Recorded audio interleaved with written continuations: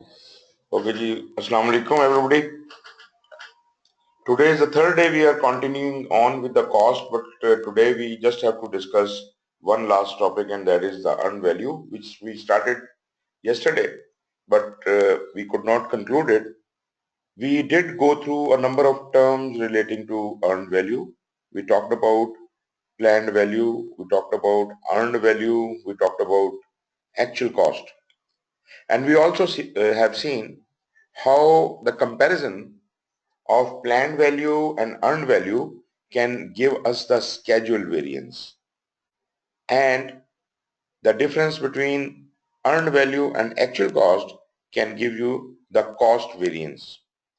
Now, if you have any doubts about that, because I understand that every one of you have very well understood that, but still, if you have any confusion, because sometimes there is a little confusion of this comparison, uh, do tell me. I can explain that again and then we can move ahead.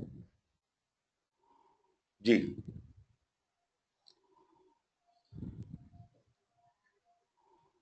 कुरातुलैन, आपने तो कल attend नहीं किया था, तो आपको कुछ clear है कि ये क्या बात हो रही है? कुछ आपने वीडियो वो रिकॉर्डिंग सुनी है? सर एक्चुअली मेरा सारा दिन हॉस्पिटल में गुजरा है तो इस वजह से I didn't get the chance. Okay okay fine. अगर मेरी कोई बात में होगी तो इंशाल्लाह मैं आपसे फिर ईमेल करके पूछ लूंगी। ठीक है. तबीयत तो ठीक है ना आपकी? ये सर वो छोटी बहन को लेके गई हुई थी। Okay okay okay fine. अच्छा जी, ऐसा है कि let me repeat it for your benefit. You see, we have these three basic terms. Planned value is the budgeted cost of work scheduled. Planned value is the budgeted cost of work scheduled. That means this is the amount fixed in budget. When we were planning, we fixed this amount in budget, and every activity we have, when we have budgeted those activities, we do have a budgeted amount for each activity fixed at that point in time. Now, at any time during the life of the project, during the execution, if we want to see how much money is planned to be spent till this date, we just have to see how many activities should have been completed according to the schedule till this date.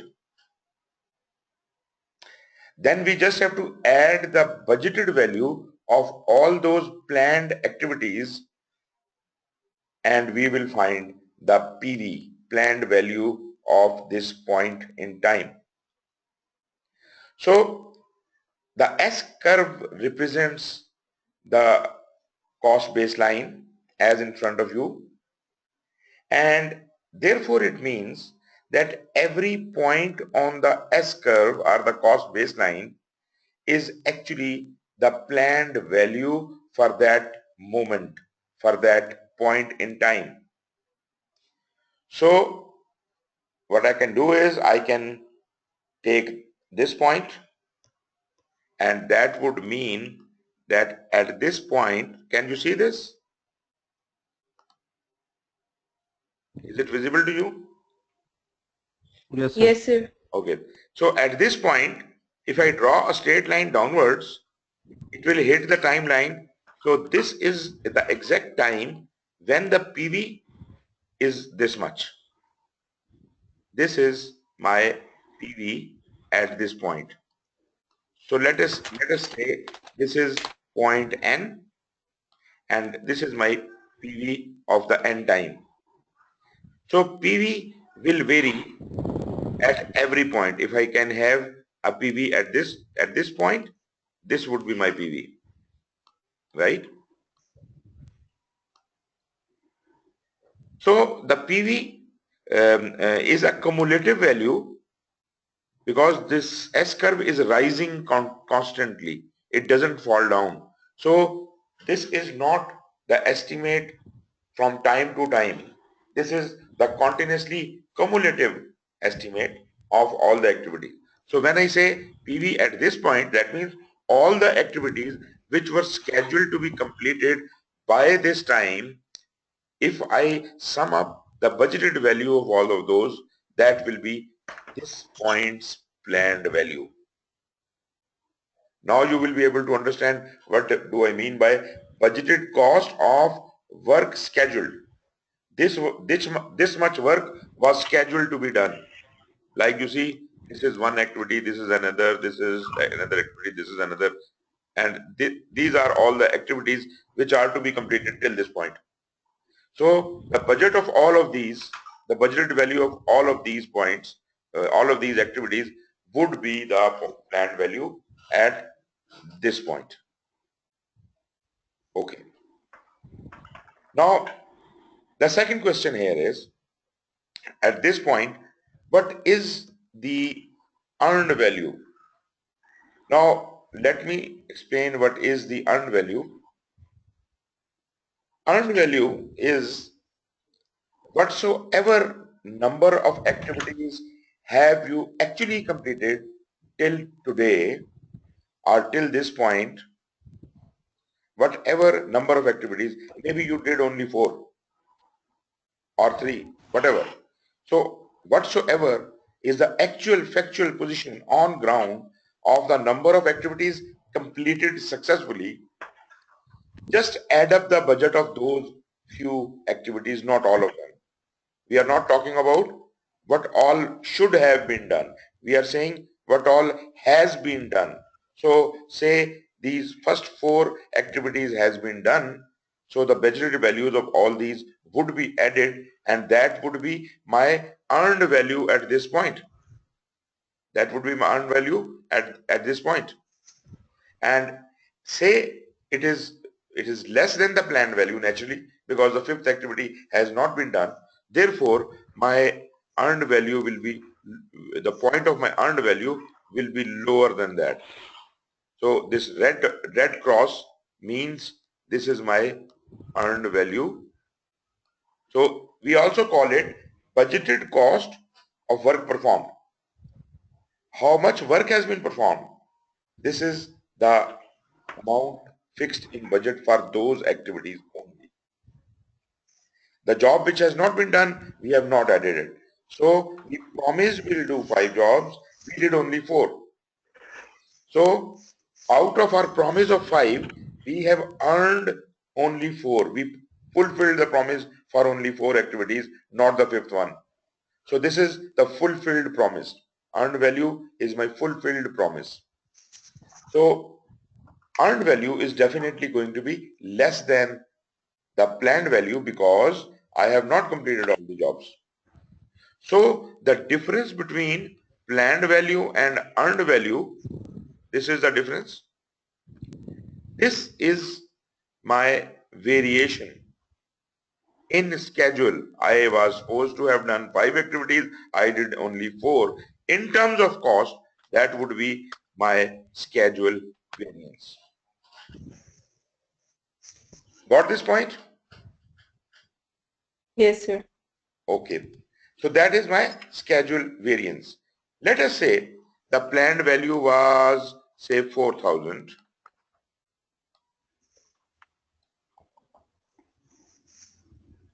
and my earned value is 2,500. How would that be possible? Probably because the 5th activity is worth 1,500 rupees. Say this activity is 500. First activity is 500 and the second activity is 200. Third activity is 300 and the fourth activity is 1,500. So A, B, C, D, 4 activities have been done. The sum is 3 to 500 and 500, 1,000 and 200, and 1,500. 2,500 is the budgeted cost of the work which has been accomplished. So my earned value is 2,500, and the total work was 500 plus 200 plus 300 plus 1,500 plus 1,500. So this is 4,000 was the actual work which was supposed to be done. So how much have we done less? Naturally, we have done one job less. The fifth job is not done. But how much in cost we are behind schedule? That is 4,000 minus 2,500. That comes out to be 1,500. We are behind schedule by 1,500 rupees. Got it? Yes, sir. Okay, now let us see how much have we actually spent to accomplish these 4 jobs. To complete these 4 jobs on ground, I have spent, say,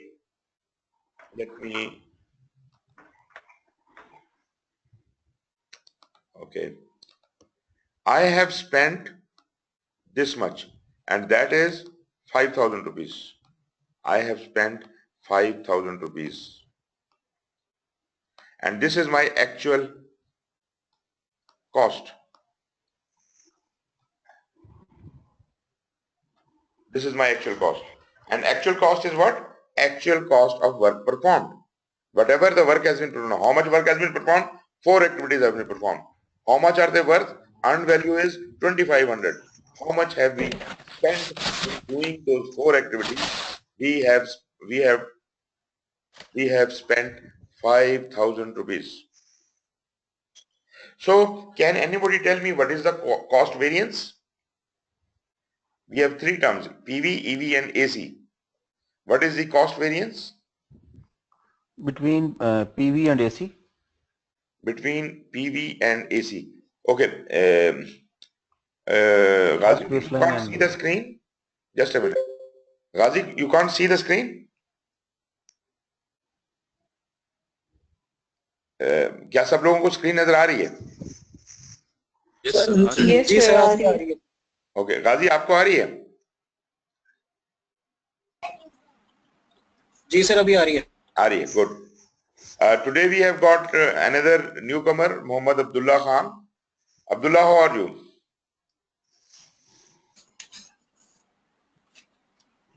जी अब्दुल्ला, आपको आवाज आ रही है?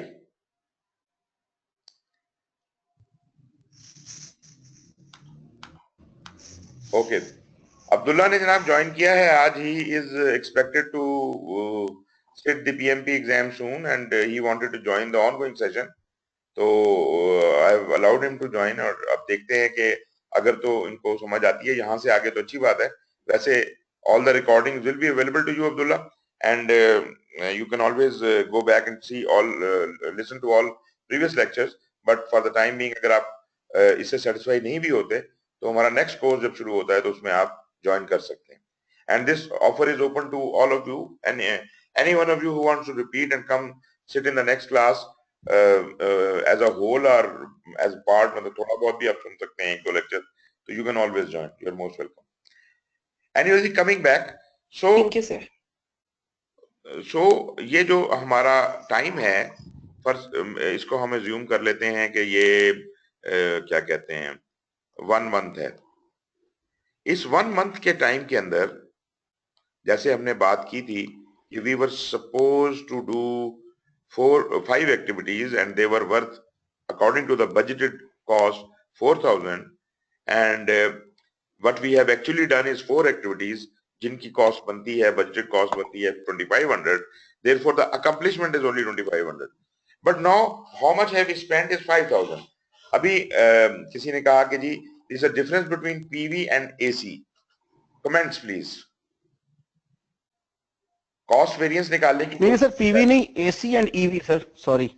AC and EV, right? So what we do is I can take a line from here and take a line from here and take the difference. You see, only 4 activities has been done. They were supposed to be done in 2,500 rupees. They are actually done in 5,000 rupees. So my cost variance is how much? 2,500.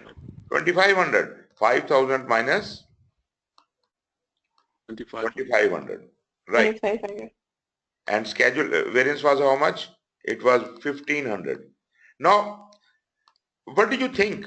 Are we okay with these figures? Are they good figures or bad figures? Are these They are variances not good. good for us? Bad figure. Schedule is bad? Schedule variance is bad? Yes, sir. Yes, sir, Cost bad. variance is bad? Both variances are bad. So why should they not be indicated as negative value if they are bad? Right? So how do I get a negative value for schedule variance? What should be the formula for schedule variance? EV minus AC, sir. So if I It will. PV, EV minus PV, Yes, sir. EV EV minus PV. minus, if I do EV minus PV, that will give me 2500 minus 4000 minus 1500. I'll get a negative value if it is bad. I'll get a positive value if it is good, right? So this is the formula for schedule variance. What about cost variance? What should be the formula? Sir, EV minus minus AC. EV minus AC. AC. Right. क्या ये point सब लोगों को समझ आता है? कोई शक तो नहीं है ना जी?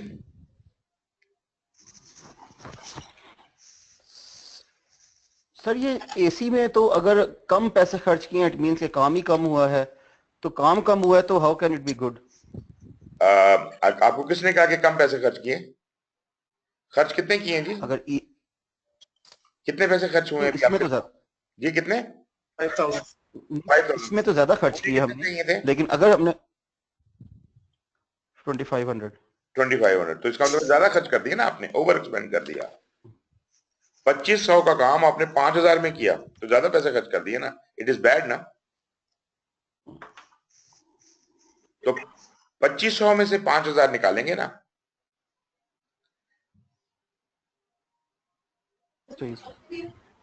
जी ओके, इसको क्लैरिफाई कर लीजिए, अच्छी तरह समझ लीजिए कि ये हम क्या कर रहे हैं यहाँ पर। लॉजिक अगर बनता है तो हम आगे चलेंगे, क्योंकि हमने फार्मूले याद नहीं करने, हमने इस बात को समझना है कि ये होता क्या है। ओके, अगर तो सब क्लियर हैं तो मैं अगली बात करता हूं। ये तो एक पॉइंट था जनाब, this was one point in time in the life of the project, कि उस वक्त ये स्टेटस था। पता ये चलता है कि एट अ लेटर डेट इस जगह के ऊपर जब मैं पहुंचता हूं, इस पॉइंट के ऊपर फर्ज करें कि ये पीवी की वैल्यू जो है, ये पीवी 6000 हो चुका होता है। इस पॉइंट के ऊपर 6000 को ट्रांसलेट करके बताएगा कि व्हाट डज इट मीन कि 6000 पीवी का क्या मतलब है। 6000 का काम हो चुका होना चाहिए। एग्जैक्टली मतलब जितने भी काम, पहली बात तो ये है कि पीवी के इस पॉइंट तक जितने भी काम स्केड्यूल्ड हैं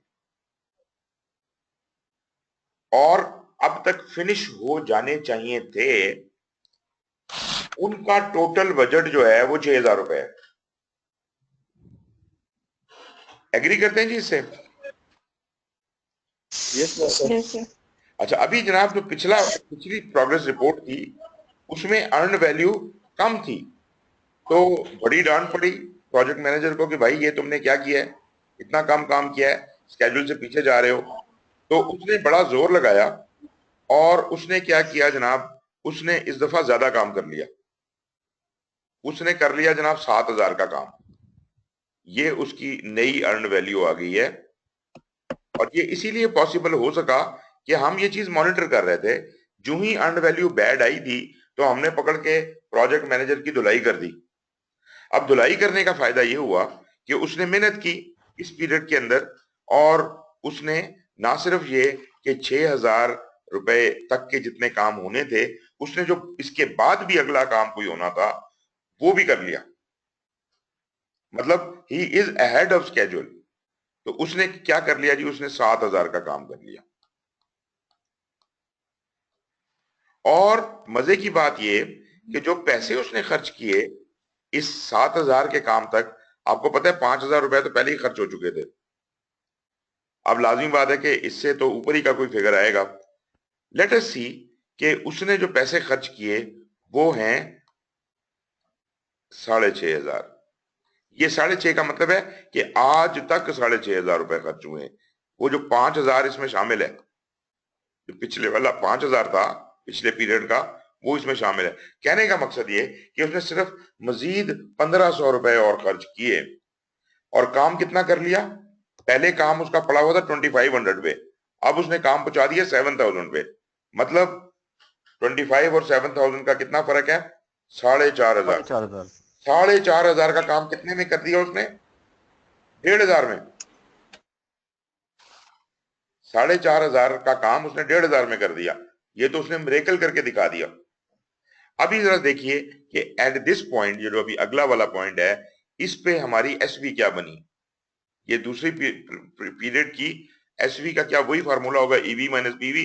ईवी हमारा है 7,000 और पीवी हमारा है 6,000। 7 में से 6 निकाला तो ये जनाब प्लस में आ गया, प्लस 1,000। ठीक है जी।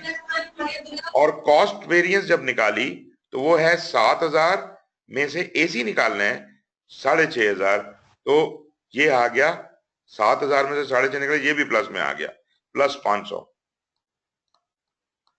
हमने जो प्रोजेक्ट मैनेजर को झाड़ पिलाई थी कि तुम पैसे भी ज्यादा खर्च कर रहे हो, टाइम भी ज्यादा लगा रहे हो, सीधे हो जाओ, तो वो सीधा हो गया अभी। तो मतलब आप देखिए एक छोटे से पीरियड के अंदर करेक्शन अप्लाई होगी। चले अगर फुली ना भी होती तो अगर वो करीब भी आ जाता तो मैं कहता कि यार चलो प्रोग्रेस तो की है। लेकिन अगर हम इस चीज को ऑब्जर्व ना कर रहे हो तो होगा ये कि जो गलती हो रही है उसका पता ही नहीं चलेगा और वो फैलती ही चली जाएगी। अभी उसने 2,500 का, इसका जो फर्क पहले था 1,500 था, अगली दफा वो 2,500 हो जाएगा, फिर वो 3,000 हो जाएगा, 5,000 हो जाएगा, और इस तरह करते करते आपके प्रोजेक्ट का टाइम खत्म हो जाएगा और काम आधा भी नहीं हुआ होगा। लेकिन अगर हम ये करेक्शन अप्लाई करेंगे तो आप ये देख सकते हैं कि कुछ चीजें काबू में आएंगी। इसे कहते हैं bringing the project back on track. अब मैं इसको जरा कंपेयर करूंगा जो हमारा इन वोक सिस्टम है, जो हम एक्चुअल प्रोजेक्ट्स के ऊपर इस्तेमाल करते हैं। हम क्या करते हैं, हम स्केड्यूल की प्रोग्रेस अलग से मेजर करते हैं और कॉस्ट की प्रोग्रेस अलग से मेजर करते हैं। स्केड्यूल को हम टाइम में या परसेंटेज में काउंट कर लेते हैं, कॉस्ट को हम पैसों में काउंट करते हैं। अच्छा, मजे की बात यह है कि हमारे प्रोजेक्ट्स में हमें ये नहीं पता होता कि अब तक जितना पैसा खर्च होना था उसमें से कितना हो गया, और ना ही हम इसका कोई हिसाब किताब रखते हैं। अमूमन प्रोजेक्ट के खत्म होने के बाद या दरमियान में किसी ऑडिट पॉइंट के ऊपर ऑडिट वाले आते हैं और वो सारा हिसाब किताब करके बताते हैं कि जनाब आपके तो इतने पैसे जो हैं खर्च हो गए। खास तौर पे गवर्नमेंट प्रोजेक्ट के ऊपर वो कहते हैं जी अकाउंटिंग का हिसाब तो वो पता नहीं कोई और रख रहा है, एजीपीआर वाले रख रहे हैं या कोई और रख रहा है, हमारा काम तो सिर्फ प्रोजेक्ट चलाना है। तो पैसे का हिसाब नहीं रखा जाता। फर्ज कर लिया कि पैसों का हिसाब अगर आप नहीं कर रहे हैं और सिर्फ सारा जोर स्केड्यूल के ऊपर है, जल्दी काम करने के ऊपर है, तो आप बड़ा ही आला काम करते हैं। आप जनाब 6 महीने का प्रोजेक्ट 3 महीने में अगर करके दे देते हैं तो क्या बहुत अच्छा किया आपने? क्यों जी? अगर आप इतना तेज काम करते हैं कि 6 महीने का काम 3 महीने में कर देते हैं तो क्या ये कोई अच्छी बात है? नहीं सर। इसमें क्या बुराई है सर अगर प्रोजेक्ट की रिक्वायरमेंट हो तो फिर तो ठीक है जी? अगर प्रोजेक्ट की रिक्वायरमेंट हो कि इसको 3 महीने में ही आप एक्सपीडाइट करें तो फिर अच्छी बात है। नहीं, एक्सपीराइट नहीं किया आपने, अभी ऐसी कोई रिक्वायरमेंट नहीं आई थी। सर शॉर्टकट भी हो सकता है। हाँ, इसमें दो बातें हैं, एक तो उसने शेड्यूल सही नहीं किया था, उसने ज्यादा टाइम रखा हुआ था, मे ये बी भी हो था ही वो सकता है, शायद 3 महीने का, उसने 6 महीने प्लान किया था। ये भी हो सकता है। लेकिन फॉर द टाइम बिंग हम यही एज्यूम करते हैं कि स्केड्यूल ठीक था, लेकिन इसने बहुत ही कोई तेजियां दिखाई हैं, मतलब बहुत उसने एफिशिएंसी। शॉर्टकट किया सर, शॉर्टकट्स मारे होंगे। शॉर्टकट नहीं किया, सर अगर काम सी पूरा किया, काम सर पूरा। यहाँ पे अगर जी जी। सर यहाँ पे अगर प्रोजेक्ट मैनेजर ने एक प्रोजेक्ट के अंदर इतनी ज्यादा एफिशिएंसी दिखा दी है तो वो प्रोजेक्ट मैनेजर के लिए बाद में नुकसानदेह होगी, क्योंकि फिर एक्सपेक्ट करेंगे कि नेक्स्ट टाइम अगली एक्टिविटीज या जो फेज होगा वो उससे भी कम टाइम में कंप्लीट हो, देखें बात, and that won't be possible. वो एक अलग बात है, लेकिन बात ये कि अगर इतनी एफिशिएंसी दिखाई जा सकती थी तो सवाल, आप असल सवाल की तरफ नहीं आ रहे, एट व्हाट कॉस्ट, जिसका कोई जिक्र ही नहीं है। At what cost, nobody is asking the cost. आप में से भी किसी का ध्यान कॉस्ट पे नहीं जा रहा। आप कह रहे हैं क्या बात है जी, ये तो इसने बड़ा अच्छा काम कर दिया, और अच्छा काम किया है, इसमें कोई बुराई नहीं है, पूरा काम किया है, कोई गलती भी नहीं, क्वालिटी भी गलत नहीं है। द ओनली थिंग इज कि उसने एफिशिएंसी ज्यादा दिखाई है, और जब आप एफिशिएंसी तेज दिखाते हैं यू हैव टू पे द कॉस्ट फॉर दैट। जितना बजट था इस वक्त तक का काम करने का, पता चलता है उससे 10 गुना ज्यादा पैसे आप खर्च कर चुके हैं। रिसोर्स ओवरलोड करके, ज्यादा बंदे लगा के और तेजियां करके काम तो आपने पूरा कर दिया है, और एज्यूम करते हैं कि ये काम हो भी सकता था अगर रिसोर्स ज्यादा बढ़ा दिया जाए तो, और आपने कर दिया।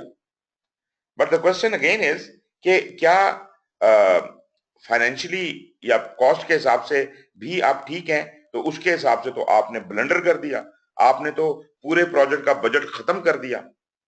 आगे क्या करेंगे? ये मेरी बात समझ रहे हैं ना जी? आगे क्या करेंगे? यस हमारे सर, पास तो क्लियर। आगे पैसे ही नहीं बचे। ये बात हमें अब क्यों पता चल रही है? ये हमें आज अचानक क्यों पता चली? क्योंकि हमने आज ही ये कैलकुलेशन की है, और जब अगर किसी ने कॉस्ट का हिसाब ले आया तब पता चला। अगर वो ना लाता तो मैं पूरा प्रोजेक्ट कर जाता, और बाद में पता चलता क्या हुआ है मेरे साथ। और ये बहुत कॉमन मिस्टेक है कि प्रोजेक्ट में सारा जोर, जब प्रोजेक्ट का बजट बन रहा होता है ना, तो उस वक्त सारा जोर होता है पैसे पे, कम पैसे लगाओ, कम पैसे लगाओ। जब प्रोजेक्ट शुरू हो जाता है तो कोई पैसे नहीं पूछता, और प्रोग्रेस के ऊपर जोर होता है, तेज करो, सारी तरफ से प्रेशर ही उसके ऊपर ही होता है, तेज करो, और यही एफिशिएंसी है। अच्छा, अब क्या होता है, वो बंदा जब आधे टाइम में काम कर देगा, हम कहेंगे यार क्या एफिशिएंट प्रोजेक्ट मैनेजर है, क्या कमाल कर दिया इसने, और इसको शायद कोई मेडल शेडल भी आप गर्दन में पहना दें। लेकिन कुछ दिनों के बाद नैब वाले उसकी कोठी के बाहर होंगे, उसे कहेंगे भाईजान पैसे कटो, आपने तो इतने ज्यादा पैसे खर्च कर दिए, ये पैसे कहाँ लगाए हैं आपने? तो बात फिर वही आ जाती है कि ये वक्त क्यों आया, ऐसा वक्त क्यों आया कि बाद में जाके हमें पता चले। क्योंकि नॉर्मली प्रोजेक्ट खत्म होने के बाद एजीपीआर के पास जाता है, वो फिर उसके बाद उसका हिसाब किताब करते हैं और फिर निकालते हैं उसके अंदर से इस किस्म की मिस्टेक्स। और ये कोई बिल्कुल भी मजाक की बात नहीं है कि प्रोजेक्ट्स 10 से 30 गुना तक भी ज्यादा ओवर स्पेंड कर जाते हैं, और जब वो कर रहे होते हैं तो उस वक्त हम इमरजेंसी लगाते हैं जी, प्रोजेक्ट अगर कंप्लीट कराना है तो पैसे और दो। और उस वक्त फिर किसी को याद नहीं आता कि बजट में कितने पैसे थे और क्या था। अगर सेंसिटिव प्रोजेक्ट है तो उसके ऊपर सब कुछ लगने को तैयार हो जाता है। आप देख सकते हैं अभी आपके मेट्रो चल रहा है, ये चल रहा है, वो चल रहा है, किसी ने पूछा कितने का बन रहा है, क्यों बन रहा है, उन्होंने कहा जी बस बनाओ, हुक्म आ गया बनाओ। जब बनाना बनाना ही वो है तो फिर पैसे की तो बात ही नहीं कोई कर रहा ना, तो इसका मतलब है लो डाल दो। तो जितना पैसा लगाना है लगा दो, लेकिन काम मुझे 1 महीने के अंदर चाहिए। 1 महीने में काम हो गया। लेकिन अगर मैं पैसों को भी साथ ट्रैक कर रहा होता तो हम फीडबैक देते कि जनाब काम तो तेज हो रहा है लेकिन पैसा ज्यादा लग गया है, तो हम फौरी तौर पे करेक्शन अप्लाई करते और उसे कहते कि काम तेज करने की इतनी जरूरत नहीं है, अपने वक्त पे काम करो लेकिन पैसे को कंट्रोल करो। और ये अगर मेरा ये जो मेजरमेंट का तरीका है अर्न वैल्यू का, ये पीरियोडिकली चलता रहे, कॉन्टिन्यूसली चलता रहे, और जितने आप इसकी स्लॉट्स को कम कर दें, 1 हफ्ते की कर दें, तो आपको और ज्यादा बेटर कंट्रोल मिलेगा। मगर ये डिपेंड करता है इस बात पे है कि आपके प्रोजेक्ट की सेंसिटिविटी क्या है। अगर तो आप समझते हैं कि महीने के महीने रिपोर्ट लेके और हम इसका किबला सीधा रख सकते हैं, फाइन, गुड इनफ। लेकिन अगर आप बहुत सेंसिटिव काम कर रहे हैं तो आप इसके दरमियानी वक्फे को बहुत कम करने की कोशिश करेंगे, ताकि गलती होते ही पकड़ी जाए और मैं थोड़े से पीरियड के अंदर उसको एडजस्ट कर दूं। अगर पूरी तरह एडजस्ट नहीं भी हो पाती, कोई बात नहीं है, कुछ असर तो होगा। अगले महीने की नहीं करेक्शन अप्लाई हो पाती पूरी तरह से, तो उसे अगले महीने तक हो जाएगी या अगले पीरियड तक हो जाएगी। इस तरीके के साथ ये ऊपर नीचे होता रहेगा, कभी कॉस्ट ऊपर जाएगी, कभी स्केड्यूल नीचे जाएगा, कभी वो वाइस वर्सा। लेकिन जब मैं इनको काबू में रखने की कोशिश करता रहूंगा तो अल्टीमेटली प्रोजेक्ट मेरी जो कंप्लीशन होगी उस वक्त तकरीबन तकरीबन बजट के अंदर अंदर काम हो जाएगा, थोड़े से ऊपर नीचे के साथ। ये नहीं होगा कि 10 गुना ज्यादा पैसा लगे, थोड़े से ऊपर नीचे के साथ और थोड़े से ज्यादा कम टाइम के साथ हम प्रोजेक्ट को कंप्लीट कर सकेंगे। इसको कहते हैं प्रोजेक्ट को ट्रैक पे रखना। ये एक बात तो समझ लीजिए, ये तो नामुमकिन है कि एग्जैक्टली एस कर्व के मुताबिक काम हो जाए, क्योंकि वो तो एक अप्रोक्सीमेशन थी और उसमें कोई 100% यकीन नहीं है कि वैसे ही काम होगा, लेकिन प्लान हमने वैसे ही किया था। लेकिन अब जैसे जैसे हम सीखते जाएंगे वैसे वैसे हम चीजों को इम्प्रूव करते जाएंगे। हो सकता है हमारी प्लानिंग का कोई इतना बड़ा ब्लंडर हो जिसको हम बाद में अमेंड कर लें काम करने के दौरान, एग्जीक्यूशन के दौरान, और हम ठीक होना शुरू हो जाए। यहां तक जी कुछ क्लियर है? Yes sir. Yes sir. Yes sir. अब ये देखिए कि अगर मेरे पास हर महीने की एसवी और सीवी की वैल्यू आती है, मिसाल के तौर पे ये 1500 आई पहले महीने, दूसरे महीने प्लस 1000 आ गई, तीसरे महीने 2000 प्लस में आ गई, फिर जनाब एकदम -500 में चली गई, फिर -1000 में चली गई। ये क्या ट्रेंड शो कर रहा है?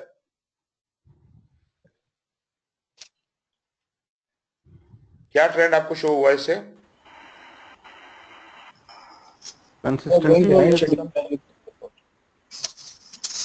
स्केड्यूल के हवाले से हम पहले स्केड्यूल में पीछे थे, फिर हमने इंप्रूव किया, हम स्केड्यूल से अहेड चले गए, उसके बाद मजीद अहेड चले गए, और उसके बाद फिर हम पीछे होना शुरू हुए और कंसिस्टेंटली पीछे होते चले जा रहे हैं। तो इसका मतलब यह है कि वहां हम लैक्स होना शुरू हो गए। इसी तरह कॉस्ट का भी पैटर्न अगर हम स्टडी करें, ये ट्रेंड पता चल जाएगा कि कॉस्ट कैसे जा रही है। तो मतलब ये कि इसके ऊपर करेक्शन अप्लाई करना बड़ा जबरदस्त तरीके के साथ बड़ा आसान हो जाता है। एक तो ये चीज, लेकिन ये जो फिगर्स आपके पास आए हैं -1500, 1000, 2000, फिर -500, फिर -1000, ये जो फिगर्स हैं ये मुझे क्या बताते हैं? इन फिगर्स कि ये -10,000 पे हो जाता फिगर, तो मुझे क्या पता चलता? यही पता चलता ना ज्यादा हो गया, कि नेगेटिव साइड पे ज्यादा हो गया या पॉजिटिव साइड पे ज्यादा हो गया। मैं इन फिगर्स को आपस में तो कंपेयर कर सकता हूं इस प्रोजेक्ट के ऊपर। मेरी बात नहीं समझे आप लोग? मैं कह रहा हूं कि 6 महीने की रिपोर्टें इकट्ठे कर लें आप, उनके सारे एसवी सामने लिख लें और सारे सीवी सामने लिख लें। एसवी का पैटर्न ऑब्जर्व करें और सीवी का पैटर्न ऑब्जर्व करें, चाहे तो बेशक इसका ग्राफ बना लें। इस पैटर्न से हमें ये तो पता चलेगा कि ट्रेंड क्या बन रहा है इस प्रोजेक्ट के हवाले से। लेकिन इसमें बड़ी वेरिएशंस हैं। कभी वैल्यू हंड्रेड्स में आएगी, कभी थाउजेंड्स में आएगी, कभी मिलियंस में भी आ सकती है प्लस माइनस की वैल्यू। तो मुझे बड़े और छोटे फिगर्स को इंटरपोलेट करना पड़ेगा। अगर इतने बड़े छोटे फिगर्स के अंदर मैं ट्रेंड बनाने की कोशिश कर रहा हूं, द ओनली थिंग जो कि वायबल नजर आती है, जो कि एब्सोल्यूट ट्रूथ नजर आती है, वो तो यही नजर आती है कि माइनस का मतलब है बुरा और प्लस का मतलब है अच्छा। That's it. बाकी फिगर्स में मैं बहुत कंफ्यूज हो रहा हूँ, और बहुत बड़ा फिगर, बहुत छोटा फिगर। खास तौर पे जब मैं दो प्रोजेक्ट्स को आपस में कंपेयर कोशिश करूं, एक प्रोजेक्ट है उसकी जनाब जो ट्रेंड है वो मुझे दिखा रहा है कि वो -10,000 पे चला गया, एक और प्रोजेक्ट है जो -100 पे जा रहा है। इन दोनों में से कौन सा प्रोजेक्ट आपके ख्याल में ज्यादा अच्छा है? सर बज़ाहिर तो -100 वाला ज्यादा -100 वाला अच्छा है, लेकिन बज़ाहिर क्यों कहा आपने? सर क्योंकि वो उसकी कॉस्ट पर डिपेंड करता है कि वो प्रोजेक्ट की कॉस्ट अगर ज्यादा होगी। बिल्कुल। जी हाँ। दो प्रोजेक्ट्स को मैं इन अमाउंट्स, इन एसवी और सीवी की वैल्यूज को कंपेयर कर नहीं सकता, क्योंकि जो प्रोजेक्ट 100 माइनस जा रहा है हो सकता है उसकी टोटल बजट ही 500 रुपया हो, और जो प्रोजेक्ट -10,000 नीचे जा रहा है हो सकता है वो $1 ट्रिलियन का प्रोजेक्ट हो।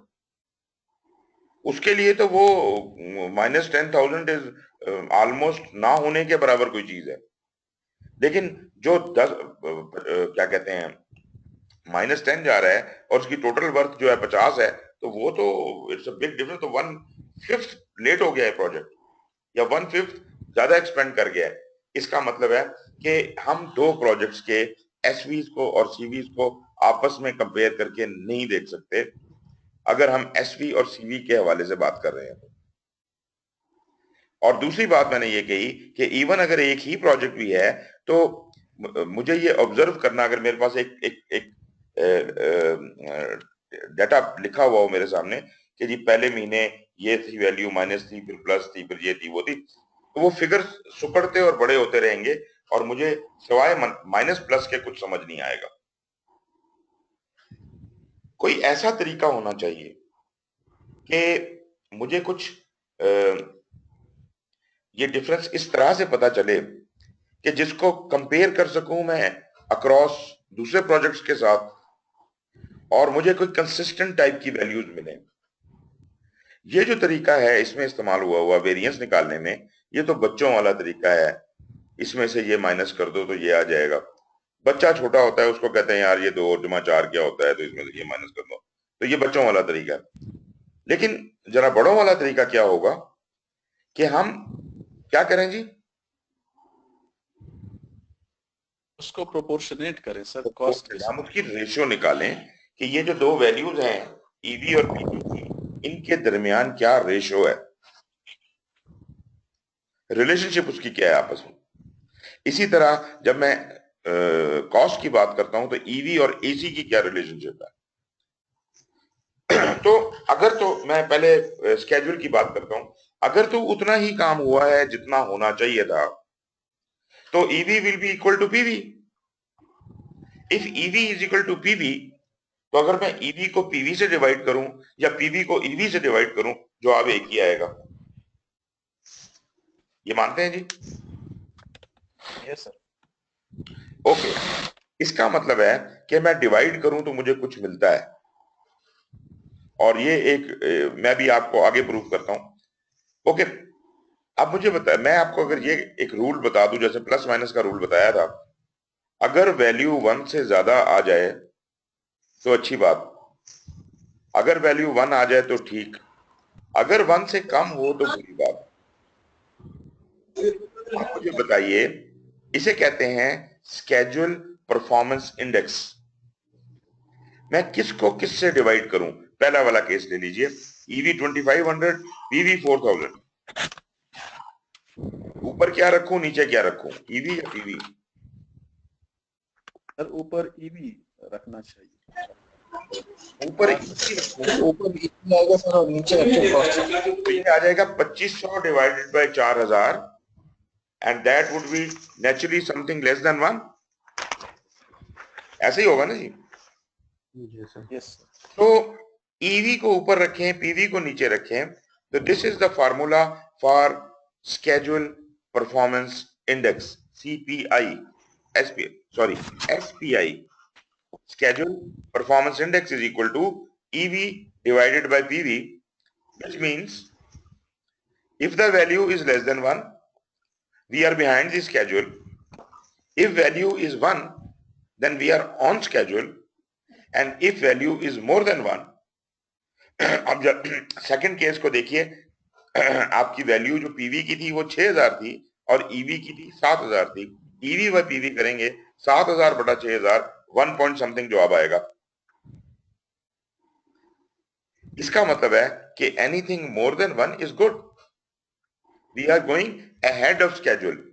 So now you can translate SVI, SPI, and SPI की ट्रांसलेशन क्या है? less than 1 behind schedule, 1 on schedule, more than 1 ahead of schedule. अभी जरा इसी तरह का हम कॉस्ट का परफॉर्मेंस इंडेक्स भी निकालते हैं, सीपीआई। वही गेम है सारी, ईवी वहां ईवी है और दूसरी चीज एसी है, इन दोनों को रेशो निकालनी है। तो इसमें से क्या ऊपर रखूं और क्या नीचे रखूं? पहले केस को ले लीजिए, ईवी 2500, एसी 5000। सर एसी को ऊपर रखे सर। एसी को ऊपर रखूंगा, एसी है 5,000, 5,000 डिवाइडेड बाय 2500, ये जवाब आ गया 2। दो तो एक से बड़ा है, ये तो अच्छी सिचुएशन हुई। लेकिन एक्चुअली आपका केस क्या है? कॉस्ट में आप अच्छे जा रहे हैं, हाँ सर कॉस्ट ठीक में सर। कॉस्ट में 2500 का काम किया आपने और 5,000 खर्च किए, दुगने खर्च कर दिए आपने। बैड सिचुएशन है। आप बताइए क्या फार्मूला बनेगा? EV over AC. PV over AC? PV over AC कैसे होगा? EV EV over AC. EV over AC, EV over AC. इसका मतलब है कि 2,500 डिवाइडेड बाय 5,000, जवाब आया 0.5। ठीक है जी, which is less than 1, which is bad, and therefore we are over budget. अगर आपका जवाब सीपीआई का 1 से नीचे आए तो यू आर ओवर बजट, आप ज्यादा पैसे खर्च करें, बुरी बात है। अगर आपका जवाब 1 आ जाए तो आप ऑन बजट है। अगर आपका जवाब 1 से ज्यादा आए, 1 पॉइंट समथिंग 2 समथिंग इस तरह आ जाए, तो इसका क्या मतलब है? We are under budget. Under budget, and which is good. Under budget is good. एक प्रोजेक्ट मैनेजर की यही ख्वाहिश होती है कि मैं अहेड ऑफ स्केड्यूल जाऊं और अंडर बजट जाऊं। अगर वो ये दो कंडीशंस पूरी कर ले तो उससे बड़ा प्रोजेक्ट मैनेजर ही कोई नहीं है, क्योंकि ये दोनों बड़े इम्पॉसिबल टारगेट्स होते हैं। इनमें से एक को मीट करना भी बहुत मुश्किल होता है, दोनों को मीट कर लें तो कमाल हो जाएगा। वो बात अभी मैं उस बहस में नहीं पढ़ रहा कि लोगों ने जो प्लानिंग में झूठ बोला होता है, गलत प्लानिंग की होती है, पैडिंग की होती है। अभी मैं इस वक्त ऑनेस्ट प्लानिंग की बात कर रहा हूं कि आपने ऑनेस्टली प्लान किया था।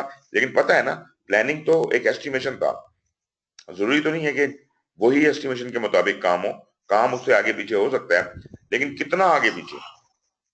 हमारी कोशिश यही है कि हम उस प्लानिंग को के तकरीबन करीब करीब रह के काम करें, क्योंकि हमारा स्केड्यूल उसके हिसाब से बना हुआ है।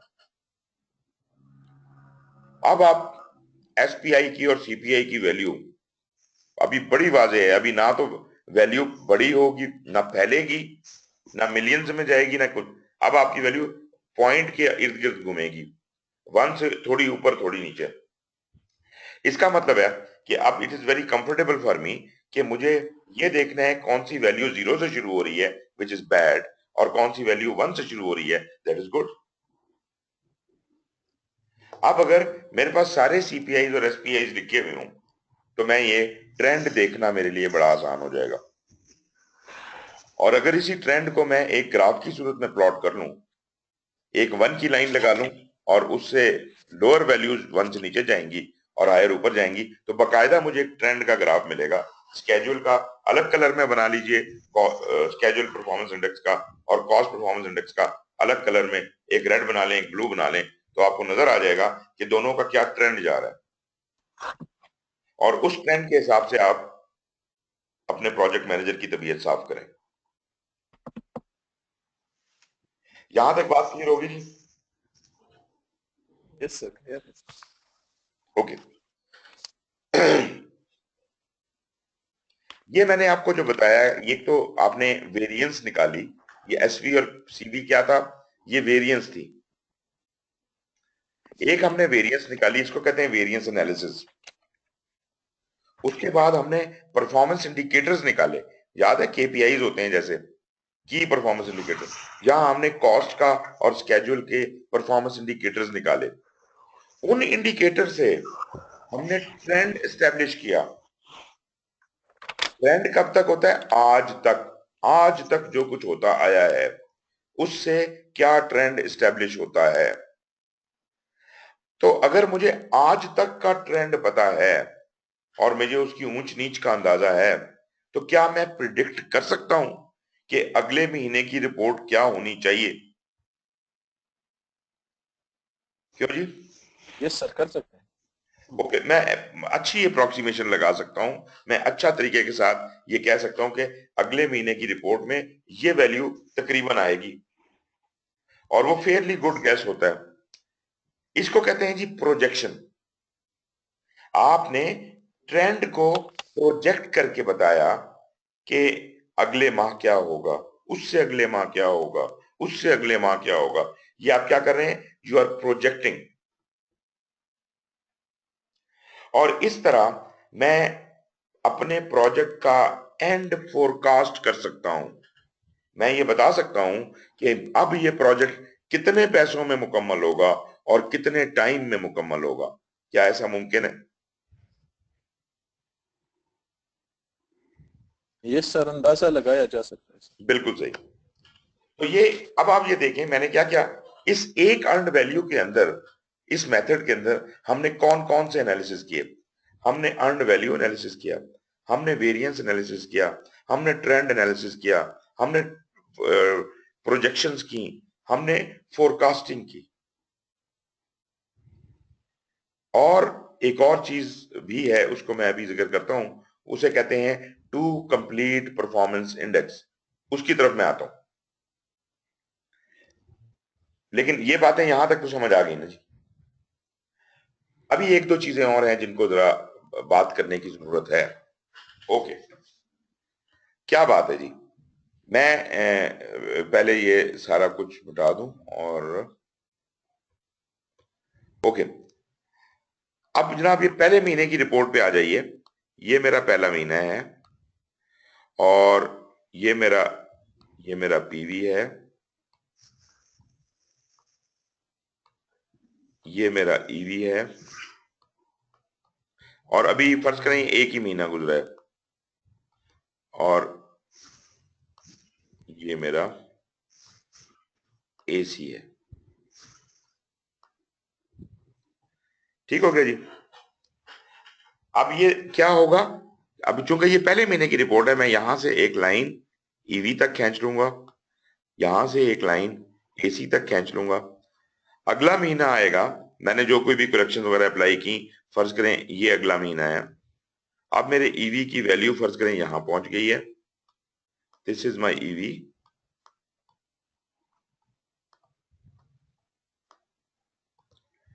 और पीवी तो खैर यही है, ये पॉइंट है, ये मेरा पीवी है।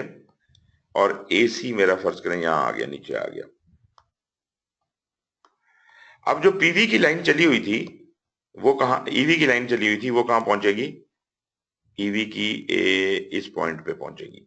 एसी की यहां से इधर क्रॉस कर जाएगी, इधर पहुंचेगी। आप ये देख रहे हैं किस तरह से ये कन्वर्जेंस हो रही है। कन्वर्जेंस क्यों हो रही है? कि हमने करेक्शन अप्लाई की थी ना पिछली दफा। अगर मैं करेक्शन अप्लाई करके प्रोजेक्ट मैनेजर को झाड़ ना पिलाता तो वो करेक्शन अप्लाई ना करता, और अगर करेक्शन अप्लाई ना करता तो ये कन्वर्जेंस ना होती। और अगर ये ना होता तो क्या प्रोजेक्ट करते हैं आप? अगर पहले महीने की प्रोग्रेस रिपोर्ट के ऊपर ही डिपेंड करते तो ये कोई ऐसे जा रहा होता ऊपर ऊपर ऊपर और ये कोई ऐसे जा रहा होता नीचे नीचे, तो ये तो फर्क इनका बढ़ता चला जाता और हमारे प्रोजेक्ट का बेड़ा गर्क हो जाता, टाइम के हवाले से भी और कॉस्ट के हवाले से। करेक्शन अप्लाई करने से ये दुरुस्तगी सामने आई है। अच्छा, फॉरगेट इट कि आपके पहले महीने के बाद कुछ है। पहले महीने की वही रिपोर्ट है जी आपके पास। पीवी है आपका, कितना था? 6,000 था, 4,000 था? 4,000 पीवी था, 2,500 आपका ईवी था और 5,000 आपका एसी था। मैं आपको बता देता हूं कि आपके प्रोजेक्ट का जो टोटल बजट था वो 10 लाख रुपए था। आपके प्रोजेक्ट का टोटल बजट 10 लाख रुपए है। BAC, BAC is the total budget ना, ये वाला पॉइंट। This is 10 lakh. अभी जरा अपना लॉजिक इस्तेमाल कीजिए और मुझे बताइए कि ये प्रोजेक्ट जिस पे एट दिस पॉइंट पहले महीने के एंड पे मैंने 2,500 रुपए का काम 5,000 में किया है, तो मुझे ये बताएंगे कि ये प्रोजेक्ट कितने पैसों में कंप्लीट होगा?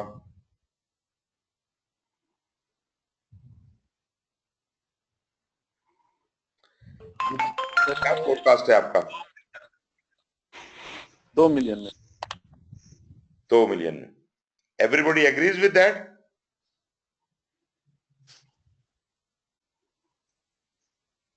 ईवी हमारा था 2500, एसी हमारा था 5000। पहले महीने की रिपोर्ट थी, हम दुगने पैसे खर्च कर रहे थे, जितना काम करते थे पैसे उससे दुगने खर्च करते थे, और मेरे पास कोई ट्रेंड नहीं है। इसका मतलब है जो अब तक होया है होता आया है, यही ट्रेंड आगे चलेगा, और प्रोजेक्ट जो 10 लाख में होना है वो दुगने पैसे में होगा, मतलब 20 लाख में होगा। आप इस बात से इत्तेफाक करते हैं जी? Yes sir. सर प्रोजेक्ट तो भी आगे चलेगा ना, मॉनिटरिंग तो होगी ना बाद में, अभी तो ट्रेंड आपने बनाया है, अभी तो हाफ में भी नहीं हुआ। वो ये वाली जो मैं प्रोजेक्शन खींच रहा हूं ना, देखिए हकीकत मेरे पास यही अवेलेबल है इस वक्त तक, ये पहली वाली हकीकत तो अवेलेबल है, बाकी सब ख्वाब है। अब मैं ये कहता हूं कि अगर यही मैं कोई मेजर ना लूं, कोई करेक्शन अप्लाई ना करूं, तो ये प्रोजेक्ट इतना भटक जाएगा। ये है अलार्म क्रिएट करने के लिए, ताकि मैं जाग जाऊं कि यार इधर कुछ करने की जरूरत है, और फिर मैं करेक्शन अप्लाई करूं कि इसको दुरुस्त करना कितना जरूरी है। नहीं तो ये अमाउंट जाएगी 20 लाख तक। अब मैं उसको 20 लाख से वापस 10 लाख पे, इसे कहते हैं bringing the project back on track. Back on track 20 lakh से खींच के वापस 10 लाख पे लाने की कोशिश कर रहा हूं मैं, और उसको करने के लिए मैं कुछ करूंगा। ठीक है जी, ओके। अब जनाब दूसरा महीना आ गया, आपने वो बताया लोगों को, करेक्शन की उन्होंने, और हमने कहा कि अब जनाब दूसरे महीने की क्या रिपोर्ट थी? ईवी कितना था? 7000 नहीं 6000। ईवी था 6000, और अर्न वैल्यू हमने तो ऊपर कर दी थी ना, चलें इधर ही कम कर देते हैं। 5000 मेरी 5500 मेरी अर्न वैल्यू है, और एक्चुअल कॉस्ट जो है वो कितनी हो गई है? फर्ज करें वो 5300 है,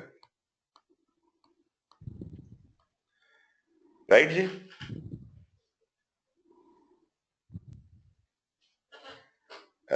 एक्चुअल कॉस्ट ठीक हो गई है, ईवी ऊपर गया, नीचे आ गया ईवी।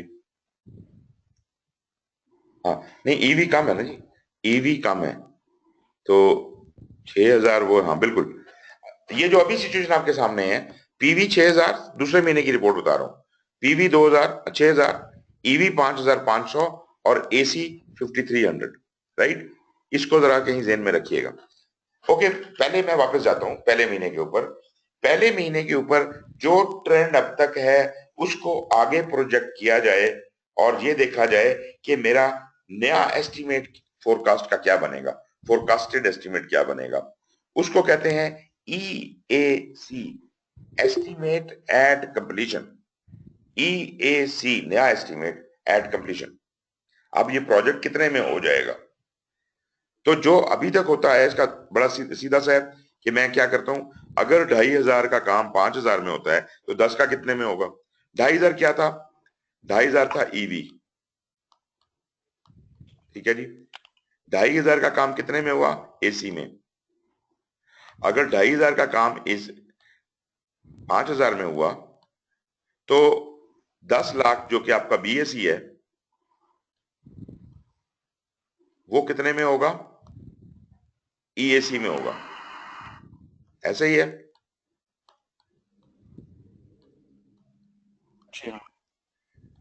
ओके, अब क्या है कि वही वो क्रॉस मल्टीप्लिकेशन वाला, अब इनकी वैल्यूज तो पता है ना आपको। ये है ईवी है 2.5 या 2500, एसी है 5000, और ये बीएसी है 10 लाख, और ये एक वैल्यू अननोन है। इसको जब मैं क्रॉस मल्टीप्लाई करूंगा तो क्या बनेगा? ईएसी निकालना चाहता हूं मैं। EAC is equal to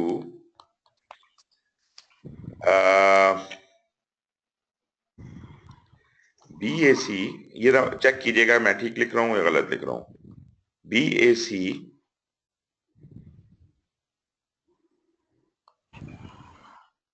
into AC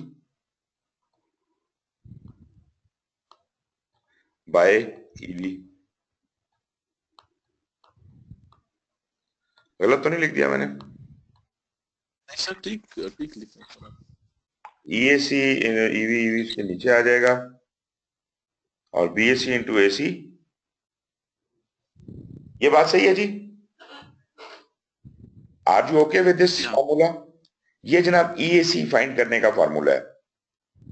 state मतलब मैं कोई ट्रेंड नहीं ले रहा, कोई करेक्शन नहीं ले रहा, मैं कह रहा हूं जो कुछ अब तक हुआ है वही आइंदा भी होगा। तो इसका मतलब है कि AC बाई EV करना होगा। और AC बाई EV क्या है? What is AC by EV? What was the formula of CPI? CPI का क्या फॉर्मूला था जी?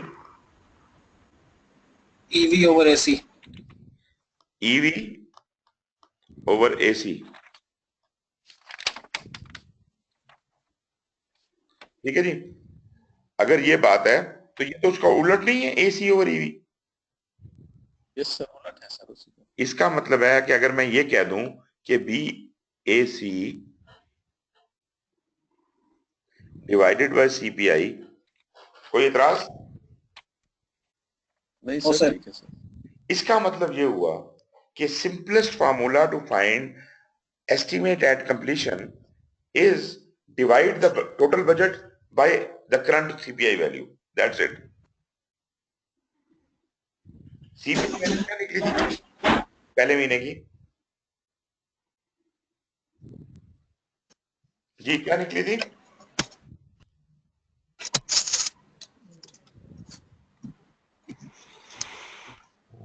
What was the? आप लोग मेरे साथ नहीं है। सर आप प्लीज रिपीट करें सर, सुना नहीं। सर रिपीट करेंगे सर, आवाज नहीं आई सर। मैंने कहा कि CPI पहले महीने का क्या था?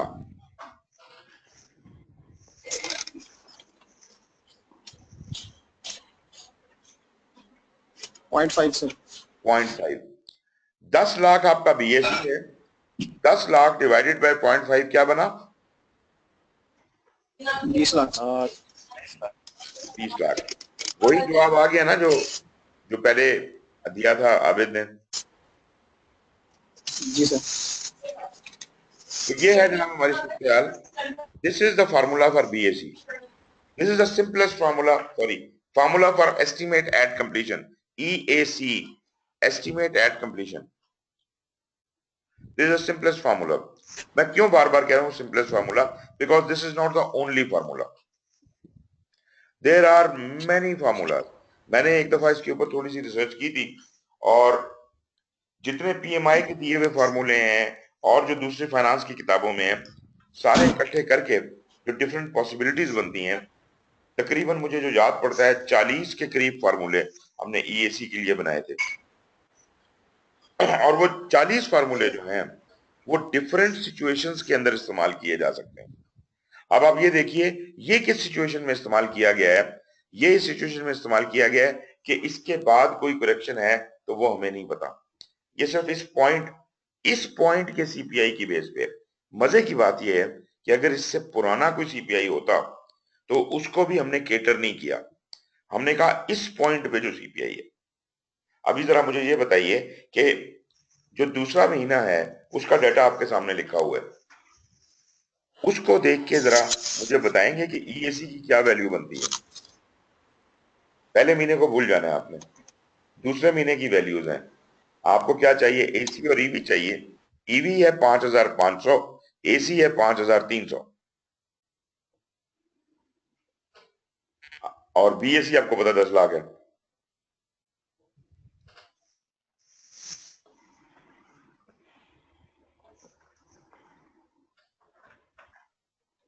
जी निकालिए।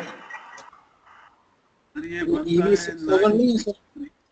क्या नहीं है जी? EV 6000। PV की जरूरत नहीं है आपको। PV की क्या जरूरत है आपको? PV 6000 है, लेकिन PV की आपको क्या जरूरत है?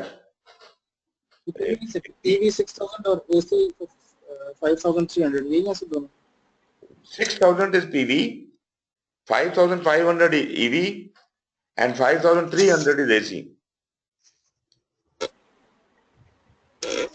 Currently, we're at 96,000. 9,63,600. Right. Okay.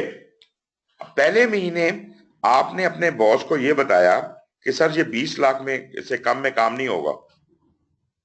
Initially plan था 10 लाख में। पहले महीने के एंड के ऊपर आपने फोरकास्ट दिया कि ये 20 लाख में होगा।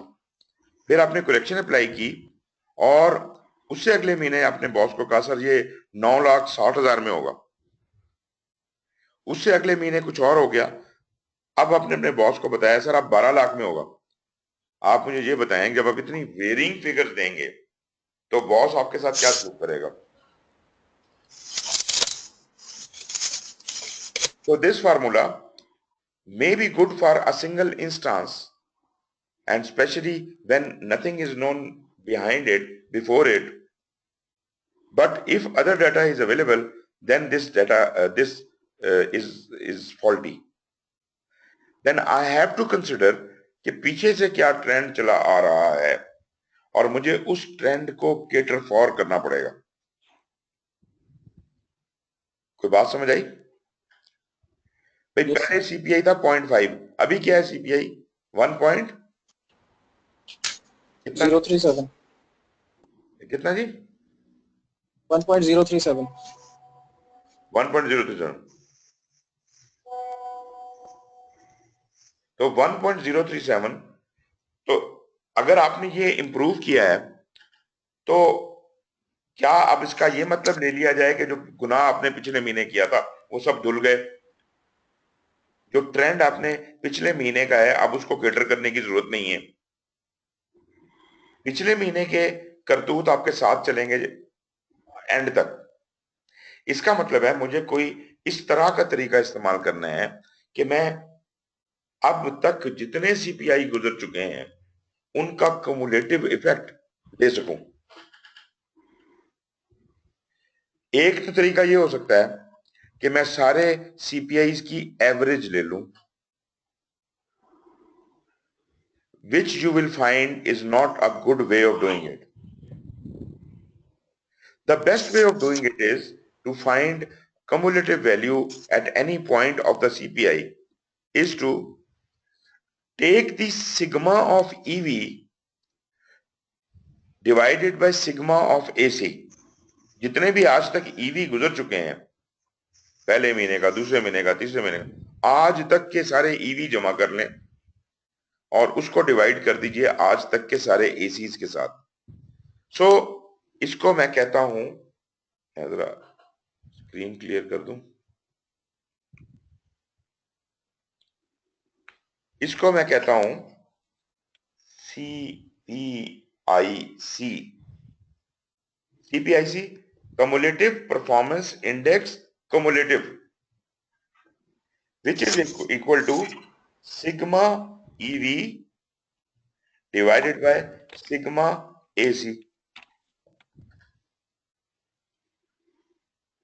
आप मेरी इस कैलकुलेशन से एग्री करते हैं? आज तक अगर 3 महीने गुजर चुके हैं तो पहले महीने का ईवी जमा दूसरे महीने का ईवी जमा तीसरे महीने का ईवी, ये सब जमा कर लीजिए। उसके बाद डिवाइड कीजिए पहले महीने का एसी जमा दूसरे महीने का एसी जमा तीसरे महीने का एसी और इन सबको जमा कर लीजिए। जब इन दोनों को डिवाइड करेंगे सिग्मा वैल्यूज को तो आपको एक कम्युलेटिव सीपीआई मिल जाएगा जिसमें कम्युलेटिव इफेक्ट बिल्ट इन होगा। और ये मैं आपको यकीन दिलाता हूं कि सीपीआई की एवरेज लेने से आपको वो इंपैक्ट नहीं मिलेगा।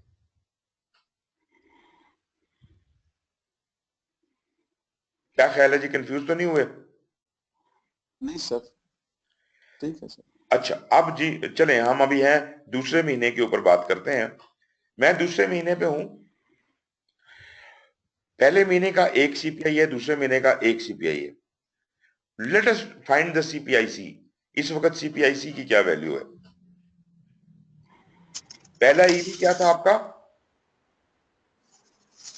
पहली अर्न वैल्यू 2,500 2,500 और दूसरी अर्न वैल्यू है आपकी 5,000 500। ओके, 2500 और 5500 8000 बन गया।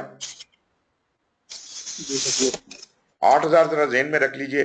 अब एक्चुअल कॉस्ट पहले वाली थी 5000 और दूसरे वाली थी 5200, ये हो गई 10200।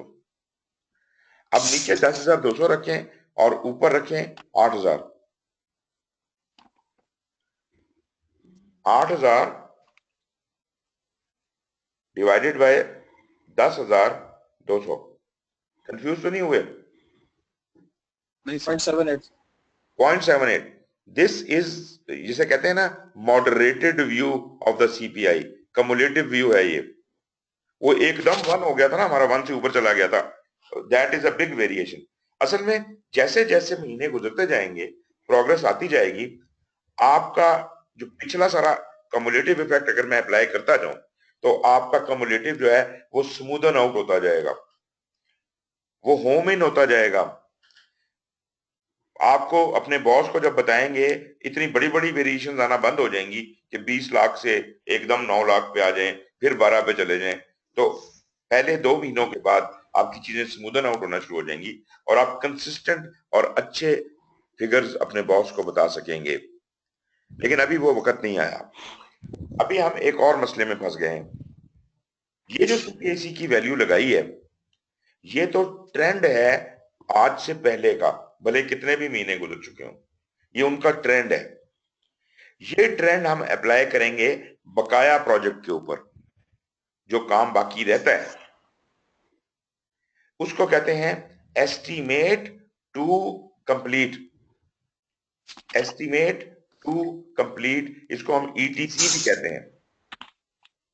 Etc, estimate to complete. Estimate to complete क्या है? Remaining work. आपने पहले क्या, मैंने आपको ईएसी का क्या फार्मूला बताया, ईटीसी का पुराना फार्मूला क्या बताया था? वो मैंने बताया था BAC divided by AC, BAC divided by CPI, ऐसे ही था ना? जी सर। अब मैं ये कह रहा हूं कि अब पूरे बीएसी पे अप्लाई नहीं करना, अब सिर्फ बकाया काम जो है उस पर अप्लाई करना है। बकाया काम क्या है? What is the remaining work? RW is remaining work. What is the remaining work? Total work is BAC, और कितना काम हो चुका है उसमें से? EV minus EV. जो करंट आज का ईवी है वो टोटल बीएसी माइनस कर लें तो ये आ जाएगी आपकी remaining work. Divide the remaining work by the value of CPIC. आप समझ आई कुछ? This will give me a value which will be, अब के बाद कितने पैसे चाहिए। ईटीसी एस्टीमेट टू कंप्लीट, जो बकाया काम है उसको मुकम्मल करने के लिए मुझे इतने और पैसे चाहिए। क्या आप मेरे साथ हैं इस पॉइंट पे? तो यस। ईटीसी का जो नया फार्मूला बना, ये ज्यादा एक्यूरेट फार्मूला है। ये होगा BAC minus EV divided by CPIC. Agree करते हैं इससे? BAC minus EV is remaining work और CPIC is cumulative CPI, and this will not give me the total budget, this will give me more money required to complete the project. Agreed? Yes. If I know कि और कितना पैसा लगेगा, तो क्या मैं find कर सकता हूं कि टोटल कितना पैसा लगेगा? आज के बाद कितना पैसा लगेगा ये तो मैंने इस फार्मूले से निकाल लेना है, लेकिन आज तक जो पैसा खर्च हो चुका है वो कितना है?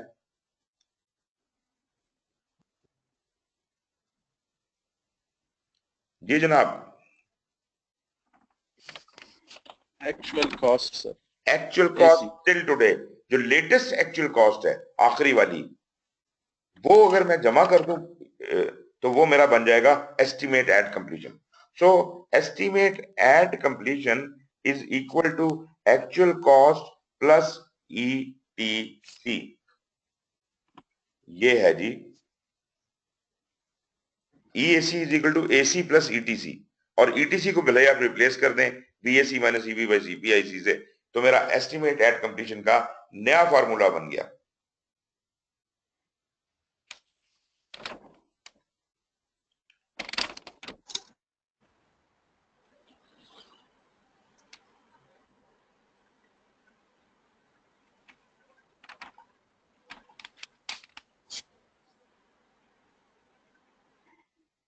जी कोई बात बन गई कि नहीं बनी? सर सर AC को इसमें किससे क्यूमुलेटिव वैल्यूज लेंगे या हर महीने के लिए अलग अलग लेंगे इसकी वैल्यूज? जी क्या फिर बोलिए? सर इसमें क्यूमुलेटिव वैल्यूज लेंगे या हर महीने के लिए अलग अलग वैल्यूज करके उसका एवरेज आउट करेंगे? देखें, आप हर महीने का CPI तो निकालेंगे, लेकिन सर आप हर महीने के एंड पे CPIC भी निकालेंगे। ठीक है सर। अच्छा, अब होता ये है, ये बड़ा कॉम्प्लिकेटेड इशू है जो मैं आपको दिखा रहा हूं। ये बहुत एक्यूरेट कैलकुलेशन है। ये एक चलते हुए प्रोजेक्ट के ऊपर तो आप इसको अप्लाई करेंगे तो बहुत जबरदस्त रिजल्ट निकलेंगे, लेकिन जब PMI का एग्जाम होता है उसमें इतनी कॉम्प्लिकेटेड सिचुएशन नहीं देते। वो कहते हैं जी तीसरा महीना है और जनाब ये EV है, ये PV है, ये AC है। तो अब आपको जब पिछला डाटा नहीं दिया गया या वो नामालूम है, तो फिर आप उसे इग्नोर कर देते हैं और फिर आप सीधा वाला फार्मूला लगा देते हैं BAC डिवाइडेड बाय CPI, बस। फिर आप उससे EAC की वैल्यू फाइंड कर लेते हैं।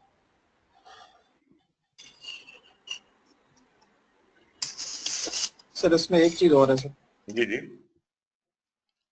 सर ये जब हम फर्स्ट मंथ का हमने किया उस पर हमने ये कैलकुलेट किया, उसके बाद जब सेकंड मंथ पे जाते हैं तो वो जो ग्राफ से हमने वैल्यूज उठाई हैं वो तो ऑलरेडी क्यूमुलेटिव वैल्यूज हैं। तो एग्जैक्टली जो मैं वहाँ वहाँ से आके इसी सर सवाल का जवाब मैं इंतजार कर रहा था कि कोई तो ये बात करे।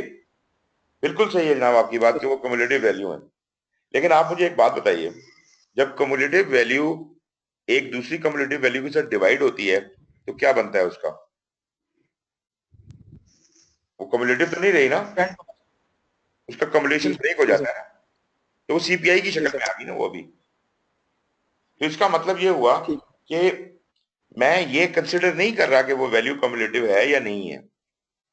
मैं सिर्फ ये देख रहा हूं कि मेरे ईवीज, आप जरा गौर कीजिएगा, EV1 plus EV2 plus EV3, forget about कि वो कम्युलेटिव है, लेकिन सारे EV जब जमा हो जाएंगे और जब सारे AC से डिवाइड हो जाएंगे तो वो ठक करके टूट जाएगा, सारा उसकी कम्युलेटिव इफेक्ट टूट जाएगा। हमें तो उसका CPIC चाहिए, तो ठीक डिवीजन है के सर। बाद कम्युलेशन टूट जाती है।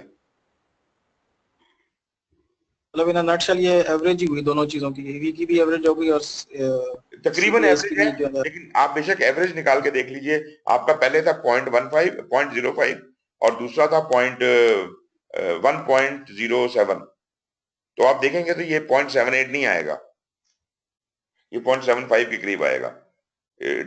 जो सिंपल एवरेज है दैट इज लेस एक्यूरेट। ये जो मेथड मैं आपको बता रहा हूँ सिग्मा वाला, this is more accurate.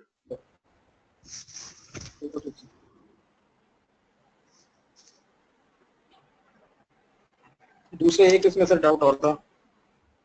Ji 1 point, sir एक छोटी सी चीज और। जी जी बिल्कुल बिल्कुल। सर वो ये सर कि जो अब एस्टिमेट एट कंप्लीशन निकालेंगे तो उसमें ट्रेंड कौन सा फॉलो करेंगे? वो ट्रेंड जो हमने बजट किया था पहले से, या वो ट्रेंड फॉलो करेंगे कि जिस पे हमारी परफॉर्मेंस अभी चल रही है सर? देखें, जो बजट किया था ना वो तो आपकी कॉस्ट बेसलाइन में नजर आ रहा है।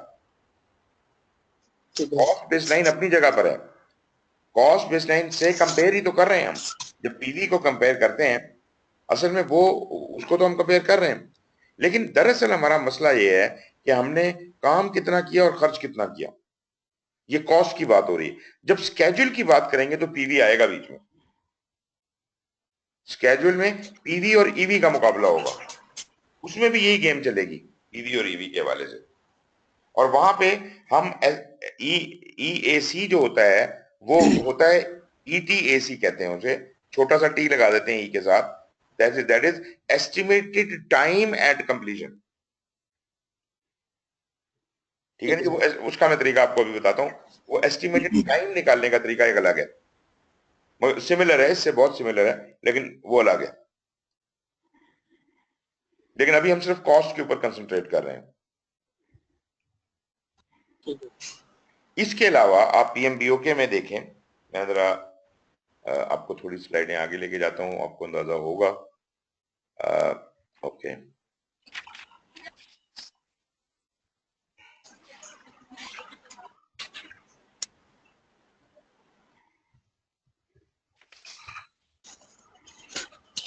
ये अगली स्लाइडों में ये जो बातें हम कर रहे हैं, फार्मूले और उनकी जो डेफिनेशन हैं वो लिखी हुई हैं। I don't want to go through them क्योंकि हमने इनको डिस्कस कर लिया हुआ है। ये सब उनकी डेफिनेशन, प्लान वैल्यू क्या होती है, अर्न वैल्यू क्या होती है, ये एग्जैक्टली पीएमबीओके के मुताबिक है। लेकिन जो बातें मैंने आपसे की हैं वो एग्जैक्टली आपको वही एक्सप्लेन्ड मिलेंगी यहाँ पर। ये स्केड्यूल वेरिएंस है, वो आखिर में उसने स्केड्यूल वेरिएंस का फार्मूला बता दिया, कॉस्ट वेरिएंस है उसका फार्मूला बता दिया, और ये एसपीआई का फार्मूला बता दिया, सीपीआई का बता दिया, और ये जनाब उसने दिखाया हुआ है इस डायग्राम में कि ईटीसी दिखाया है, ईएसी दिखाया है, बीएसी दिखाया है। ये सारी चीजें जिस तरह हमने डिस्कस की हैं उस तरह से दिखाई हुई। ठीक है जी। अब आते हैं हम फोरकास्टिंग पे। ये हमने जो अभी किया ये फोरकास्टिंग का सब्जेक्ट है। ये ईएसी और बीएसी की कहानी जो है ना सारी, ईएसी, बीएसी और ईटीसी, ये फोरकास्टिंग की कहानी है सारी। दरअसल हम फोरकास्टिंग कर रहे हैं। इसमें इसने ये यहाँ पे फॉर्मूला दिया है, ईएसी, ये देखिए आप वही बात जो मैं कह रहा था, EAC is equal to actual cost plus bottom up ETC. अब ये आपको बहुत से फॉर्मूले मिलेंगे ईएसी और ईटीसी के, लेकिन मैंने आपको दो एक्सट्रीम्स के फार्मूले बता दिए हैं। एक सबसे झटका मेथड है बीएससी डिवाइड बाय सीपीआई कर दें, और एक सबसे एक्यूरेट मेथड है जिसके अंदर आप उसकी जो है नब्ज पकड़ के और एग्जैक्ट वैल्यू बताते हैं। लेकिन कभी कभी आपको अपने प्रोजेक्ट के ऊपर डिपेंड करता है कि आपको कौन से वाली एक्यूरेसी चाहिए। आपकी मर्जी है, आप जिस तरह का फार्मूला डिवाइस कर लें, जरूरी नहीं है कि आप एग्जैक्टली ऐसे ही चलेंगे। तो यहाँ पे आगे आपको और बहुत से फार्मूले दिखाता हूं मैं। ये देखिए ईएसी को निकालने के तरीके उसने बताए हुए हैं। कहता है EAC is equal to AC plus BAC minus EV. इसने सीपीआई सी से भी डिवाइड कोई नहीं किया। कहता है EAC forecast for ETC work performed at the budgeted rate.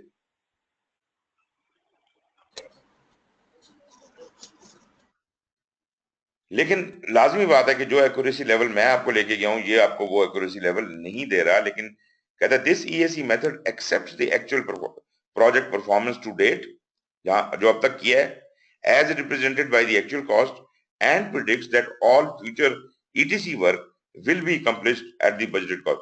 CPI का इफेक्ट नहीं किया, उसने डिवाइड नहीं किया, उसने कहा रिमेनिंग वर्क तो रिमेनिंग वर्क है और जो हो चुका है वो हो चुका है, तो हो चुके को रिमेनिंग वर्क से जमा कर दो तो ईएसी आ जाएगा। ये भी एक अप्रोक्सीमेशन का या एक थोड़ा इनएक्यूरेट टाइप का मेथड है। लेकिन अगर मैं इसके अंदर अकल डालना चाहूं तो मैं इसको सीपीआईसी से डिवाइड करूंगा। अगर मैं ट्रेंड आगे ट्रांसफर करना चाहूं, आप ट्रेंड ट्रांसफर ही नहीं कर रहे, आप कह रहे हैं कि इसके बाद मैं सब सही सही काम करूंगा, जो गलतियां होनी थी बस होगी मेरे से, तो फिर आप सीपीआई से डिवाइड नहीं कर रहे। ये जो फार्मूला है ये वो तो जो बेसिक वाला था कि अगर आपको पिछली वैल्यू नहीं पता या पहली ही वैल्यू है तो फिर तो जो पहले अप्लाई हुआ है वो आइंदा भी होगा, तो total BAC divided by CPI हो जाएगा, ये ईएसी निकल आएगा। एक और तरीका यहाँ पे दिया हुआ है कि अगर आप ये समझते हैं कि आपके ऊपर जो एसपीआई और सीपीआई दोनों का इंपैक्ट क्रिएट होता है, जो कि इतनी कोई अकल की बात नहीं है वैसे, कि कैलकुलेशन आप सीपीआई की कर रहे हैं, इंपैक्ट इस पे एसपीआई का डाल रहे हैं, ये इतनी जबरदस्त बात नहीं है। वो कहता है in this forecast the ETC work will be perform at an efficiency rate that considers both cost and schedule performance analysis. This method is most useful when the project schedule is a factor impacting the ETC effort. तो इसमें क्या किया उसने कि जो मैंने कहा था कि सीपीआई सी से डिवाइड कर दें, उसके बजाय उसने सीपीआई मल्टीप्लाइड बाई एसपीआई से डिवाइड कर दी। अगेन मैं वही कहूंगा कि ये आपकी सिचुएशन के ऊपर डिपेंड करता है, और ये जो 3 तरीके दिए हुए हैं, 40 तरीके हैं मेरे पास जिस तरह से इसको फाइंड किया जा सकता है. सो suit yourself, and if you want to create your own formula, do that. अगर आप चाहें तो मैं जो मैंने बनाए हुए हैं 40 फार्मूले वो मैं आपसे शेयर भी कर सकता हूं, लेकिन मेरे हिसाब से इतना नॉलेज काफी है. ये 3 चीजें अगर आपको समझ आती हैं, और जो बात मैंने आपको बताई है चौथी, वो सबसे एक्यूरेट है. जी जनाब, कुछ तसल्ली हुई? तो सर जो फॉर्मूला आपने बताया उसमें जो हम रिमेनिंग वर्क को डिवाइड करते हैं सीपीआईसी से, जी तो उसमें फिर जो इस पॉइंट तक का एक्चुअल एक्सपेंडिचर क्यूमुलेटिव है वो ऐड करेंगे या नहीं करेंगे, जैसे इसने किया हुआ है पहले वाले पॉइंट? करेंगे. वो तो देखें, एसी के बाद जितना कुछ लिखा हुआ ना वो तो ईटीसी है. सॉरी, ईटीसी कह रहा हूँ, हाँ ईटीसी है वो. एसी के आगे बिल्कुल ठीक समझ गया। ईटीसी है, तो ईटीसी की वैल्यू बदल रही है ना. कभी आप ईटीसी की कोई वैल्यू लेते हैं, कभी कोई ले लेते हैं, लेकिन सब ETC है. तो हमने सिर्फ ये फर्क किया है कि एसपीआई और सीपीआई की मल्टीप्लिकेशन के बजाय हमने सीपीआई सी डाल दिया. ठीक होगा सर। अच्छा, इसने एक और बात भी कही है. ये कहता है कि ऐसा भी मुमकिन है कि सीपीआई और एसपीआई को एक खास प्रोपोर्शन में ले लिया जाए. आप कहें 80% सीपीआई का असर होगा, 20% एसपीआई का असर होगा, तो फिर ये फार्मूला बन जाएगा 0.8 into CPI plus 0.2 into SPI. ये निचला, ये इतना पोर्शन, ये जो सीपीआई इंटू एसपीआई है, ये बदल के बन जाएगा 0.8 into CPI plus 0.2 into SPI. ये 80-20 रेशो हो जाएगी. ठीक है जी. तो रेशो आप बदल भी सकते हैं अगर आप ये समझते हैं कि स्केड्यूल एसपीआई का इंपैक्ट मेरे फोरकास्ट पे पड़ेगा.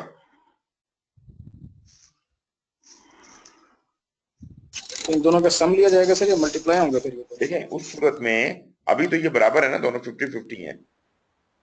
अभी तो 50-50 है, दोनों आपस में मल्टीप्लाई हो गए. उस सूरत में दोनों का सम लिया जाएगा. एक का 80%, एक का 20%, दोनों का सम लिया जाएगा फिर. ठीक हो गया जी. ये बस उसने फिर उसी को ईएसी और ईटीसी की कहानी दोहराई हुई है. ये वही फार्मूले जो वेरियस बनते हैं उनको एक्सप्लेन किया. ये 3-4 फार्मूले यहाँ पे दिए हुए हैं. ये ईएसी ईटीसी का 5वां फार्मूला भी आ गया, ये जो मैंने दिया था आपको एसपीआईसी का. और मजे की बात यह है कि स्केड्यूल के लिए भी हम इसी तरह का फार्मूला इस्तेमाल कर सकते हैं, सेम रूल लगा सकते हैं. तो एसपीआई का क्या फार्मूला था? EV divided by PV. तो एसपीआईसी का फार्मूला क्या होगा? Sigma EV divide by sigma PV.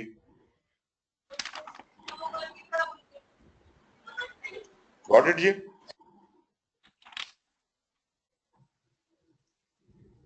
Sir kindly repeat करें सर. मैं ये कह रहा हूं, ये अगर आप ये पिछले सारे देखें, जी सर. मैं ये कह रहा हूं कि इसमें भी निकाला हुआ है कि नहीं निकाला हुआ है, एक मिनट देखते हैं. हाँ, ये जो मैंने यहाँ पे दी है ना स्लाइड्स, इन स्लाइड्स में ईएसी फॉर कॉस्ट के हिसाब से भी निकाला हुआ है और टाइम के हिसाब से भी. ठीक है जी. मिसाल के तौर पे ये नंबर 2 को आप देखिए, वो कहता है कि EAC is equal to BAC minus EV. तो ईटीएसी क्या होगा? Estimated time at completion is equal to SAC schedule at completion minus schedule variance. जी सर. खैर एनीवेज, स्केड्यूल के कैलकुलेशन में ज्यादा कंफ्यूज होने की जरूरत नहीं है क्योंकि उसकी कुछ साइकी डिफरेंट है. ऑल्दो हम इन्हीं फार्मूलों से उसको डिड्यूस तो कर लेते हैं, लेकिन मैं आपको ये यकीन दिलाता हूं कि स्केड्यूल वेरिएंस इस तरह से निकालना हमाकत है. स्केड्यूल वेरिएंस निकालने का मैं आपको थोड़ा पीछे जाता हूं और वो बात आपको बताता हूं कैसे. ये था ना जी हमारा डायग्राम, ये वाला. ओके, फर्ज कर लिया कि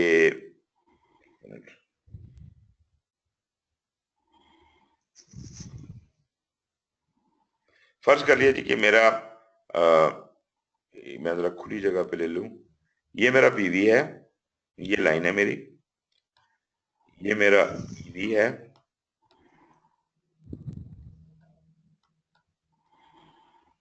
ये मेरा एसी है, और ये मेरा पीवी है। अच्छा, आप जरा मेरी बात को गौर से सुनिएगा। For schedule I am not concern about AC, agreed? Agreed. So PV और ईवी का कंपैरिजन है, इसका मतलब है कि मैं इतना पीछे हूं, सॉरी क्या हो गया, मैं इतना इतना पीछे हूं मैं काम में। जी आप सर। जरा मुझे ये बताइए कि ये जितना काम, अगर इसका मतलब है मेरी ये लाइन जो ईवी की आ रही है ये यहां आ रही है, ये अगर इसको मैं ऐसी प्रोजेक्ट करूं और ये ऊपर चलती जाए तो इस पॉइंट पे जाके ये इसको टच करेगी। मतलब जितना काम रह गया था इस इतना पूरा होने के लिए, ये तकरीबन इतने टाइम के बाद पूरा हो रहा है। जी सर। मतलब इस टारगेट को जो मैंने इस तारीख को मीट करना था, मैंने इस तारीख को नहीं मीट करना। प्रोजेक्ट करके देखूं तो मुझे पता चलेगा कि वो इस जगह पे जाके उतना टारगेट मीट होता है। अगर मैं किसी तरह से ये इतना टाइम ड्यूरेशन कैलकुलेट कर लूं कि ये कितना देर के बाद वहां तक पहुंचेगा, तो मुझे अंदाजा हो जाएगा कि मेरे टोटल टाइम में अब तक के टाइम में इतना डिले कॉज हो चुका है और टोटल टाइम में कितना डिले कॉज होगा। लेट अस सी कि ये सारा प्रोजेक्ट था 12 महीने का, यहां तक जो था ये फर्ज करें 6 महीने थे। 6 महीने में हमने 2 महीने का डिले डाल दिया। मेरी बात समझ रहे हैं? मतलब कहने का ये है कि 6 महीने का काम 8 महीने में किया, 6 महीने का काम 8 महीने में किया। बात क्लियर है ना जी? जी तो 12 महीने का काम कितनी देर में करेंगे? सिंपल लॉजिक की बात कर रहा हूं। दिस इज फंटास्टिक है, ये बिल्कुल जबरदस्त है। 6 महीने का काम 8 महीने में किया, तो 12 का काम कितने में करेंगे? एक्स। 16 महीने में। जी 16 महीने में। 16 महीने में। 16 महीने। 12 इंटू 8/6, 16 महीने में ये काम होगा। तो ये निकल आया ना आपका एस्टिमेटेड टाइम भी, अपना क्या कहते हैं इसको, एस्टिमेटेड टाइम एट कंप्लीशन। तो कितना डिले काज हुआ? 12 से 18, 6 महीने का डिले काज होगा। कुछ बात समझ आती है कि नहीं जी? जी सर। ये हमें ये ट्रायंगल सॉल्व करनी पड़ेगी, ये वाली। और जैसे मैंने आपको वो फार्मूला बताया ना, ईएसी और ईटीसी वाला, जो मैंने कहा सबसे एक्यूरेट है, ये वाला फार्मूला जो मैं आपको बता रहा हूं, ये वाला तरीका, this is the most accurate to find the time. ये पीएमबीओ के में नहीं दिया हुआ। असल में स्केड्यूलिंग का, पीएमआई का एक और स्टैंडर्ड है, उसे कहते हैं प्रैक्टिस स्टैंडर्ड फॉर स्केड्यूलिंग। उसमें इसका जिक्र जरूर है, लेकिन इसके ऊपर, क्योंकि पीएमआई का जो पीएमबीओ के है, उसका फोकस ज्यादा कॉस्ट की साइड पर है, वो स्केड्यूल को ज्यादा बहस नहीं करता। और क्वेश्चंस भी जो एग्जाम में आते हैं वो ज्यादातर बस उस किस्म के आते हैं। बस जनरल उसमें आपको बता दिया कि स्केड्यूल वेरिएंस भी होती है, स्केड्यूल परफॉर्मेंस इंडेक्स भी होता है, और एस्टिमेटेड टाइम भी होता है। तो अब आपकी नई कंप्लीशन डेट जो है, ये अगर मेरे वाले तरीके से आप कैलकुलेट करेंगे तो 16 महीने आएगी। अब आपकी कोशिश क्या होगी कि ये जो 12 से 16 महीने का डिले काज होने का इम्कान है, इसको कम किया जाए। करेक्शन अप्लाई जो हम स्केड्यूल में कर रहे हैं वो इसके लिए कर रहे हैं, कॉस्ट में जो करेक्शन अप्लाई कर रहे हैं वो जो हमारे पैसे एक्स्ट्रा खर्च हो रहे हैं उसके लिए कर रहे हैं। हो गया जी? Yes sir. मुझे ये बताएं, तसल्ली हुई कि नहीं हुई? हो गई है सर बिल्कुल। अब मैं सर, एक फिर इसमें जो शेड्यूल वेरिएंस किया था उसका तो कोई रोल ना हुआ इसके अंदर? किसका जी? शेड्यूल वेरिएंस जो कैलकुलेट किया था सर, उसका तो इसमें कोई रोल नजर नहीं आ रहा सर। स्केड्यूल वेरिएंस जो है वो है ना, अब मैंने मिटा दिया। स्केड्यूल वेरिएंस है, ये है आपकी स्केड्यूल वेरिएंस, इतनी थी ना, ये स्केड्यूल वेरिएंस थी ना। जी फिर हमने जी कहा सर। ये ट्राइंगल निकालना है ना आपने, तो इस ट्राइंगल को सॉल्व करेंगे ना तो उसमें स्केड्यूल वेरिएंस आ जाएगी।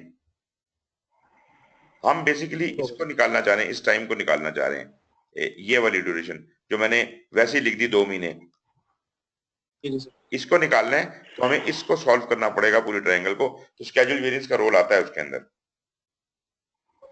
ठीक हो गया। तो ये जनाब थोड़ा सा ज्योमेट्रिक किस्म का मेथड है और ये सबसे एक्यूरेट मेथड है। अच्छा, इसके बाद आखिरी चीज जो इस से रिलेटेड है वो आपने पढ़ा होगा, याद होगा आपको, एक टूल था टू कंप्लीट परफॉर्मेंस इंडेक्स। ये एक तीसरा परफॉर्मेंस इंडेक्स है, टू कंप्लीट परफॉर्मेंस इंडेक्स, के काम को खत्म करने के लिए मैं जहां कहीं भी खड़ा हूं मैं टीसीपीआई निकाल सकता हूं और टीसीपीआई निकाल के मैं ये बता सकता हूं कि काम को कैसे करने की जरूरत है। सुनिएगा जरा, वो कहता है कि TCPI is equal to work remaining divided by cost remaining, बकाया काम डिवाइडेड बाय बकाया पैसे। ठीक है जी, तो ये मैं लिख देता हूं, T C E I is equal to remaining work divided by remaining cost. Remaining work तो अभी हमने किया था, वो क्या था, what was the remaining work? BSC minus EV.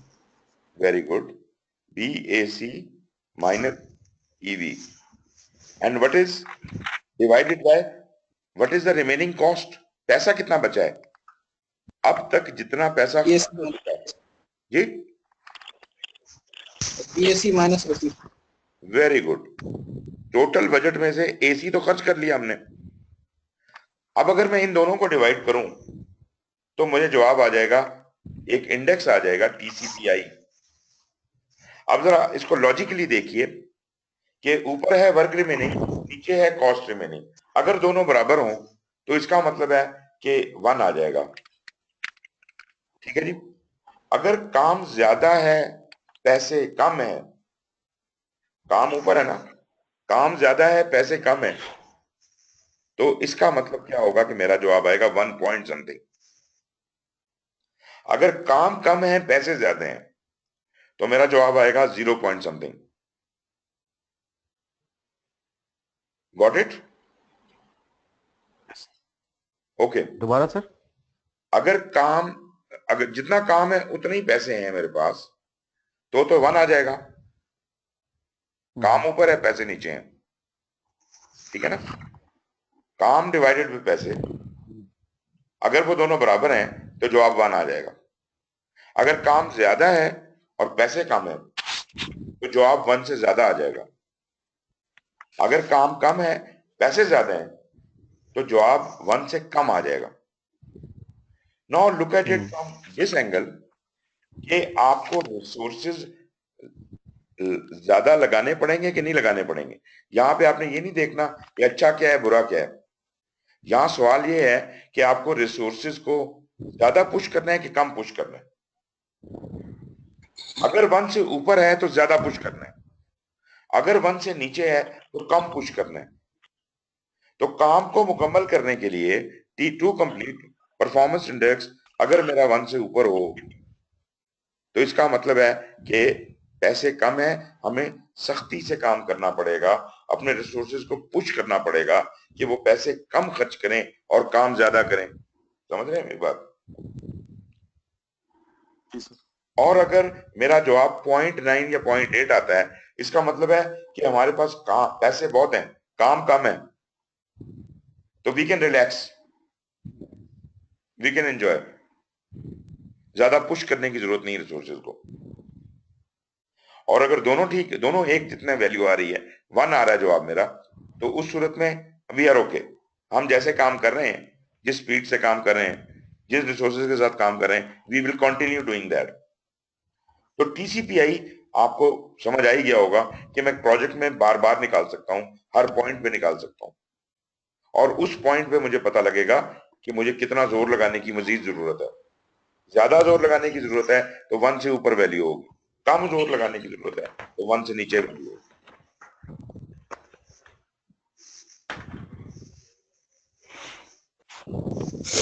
Sir इसमें डाउट है छोटा। जी जी।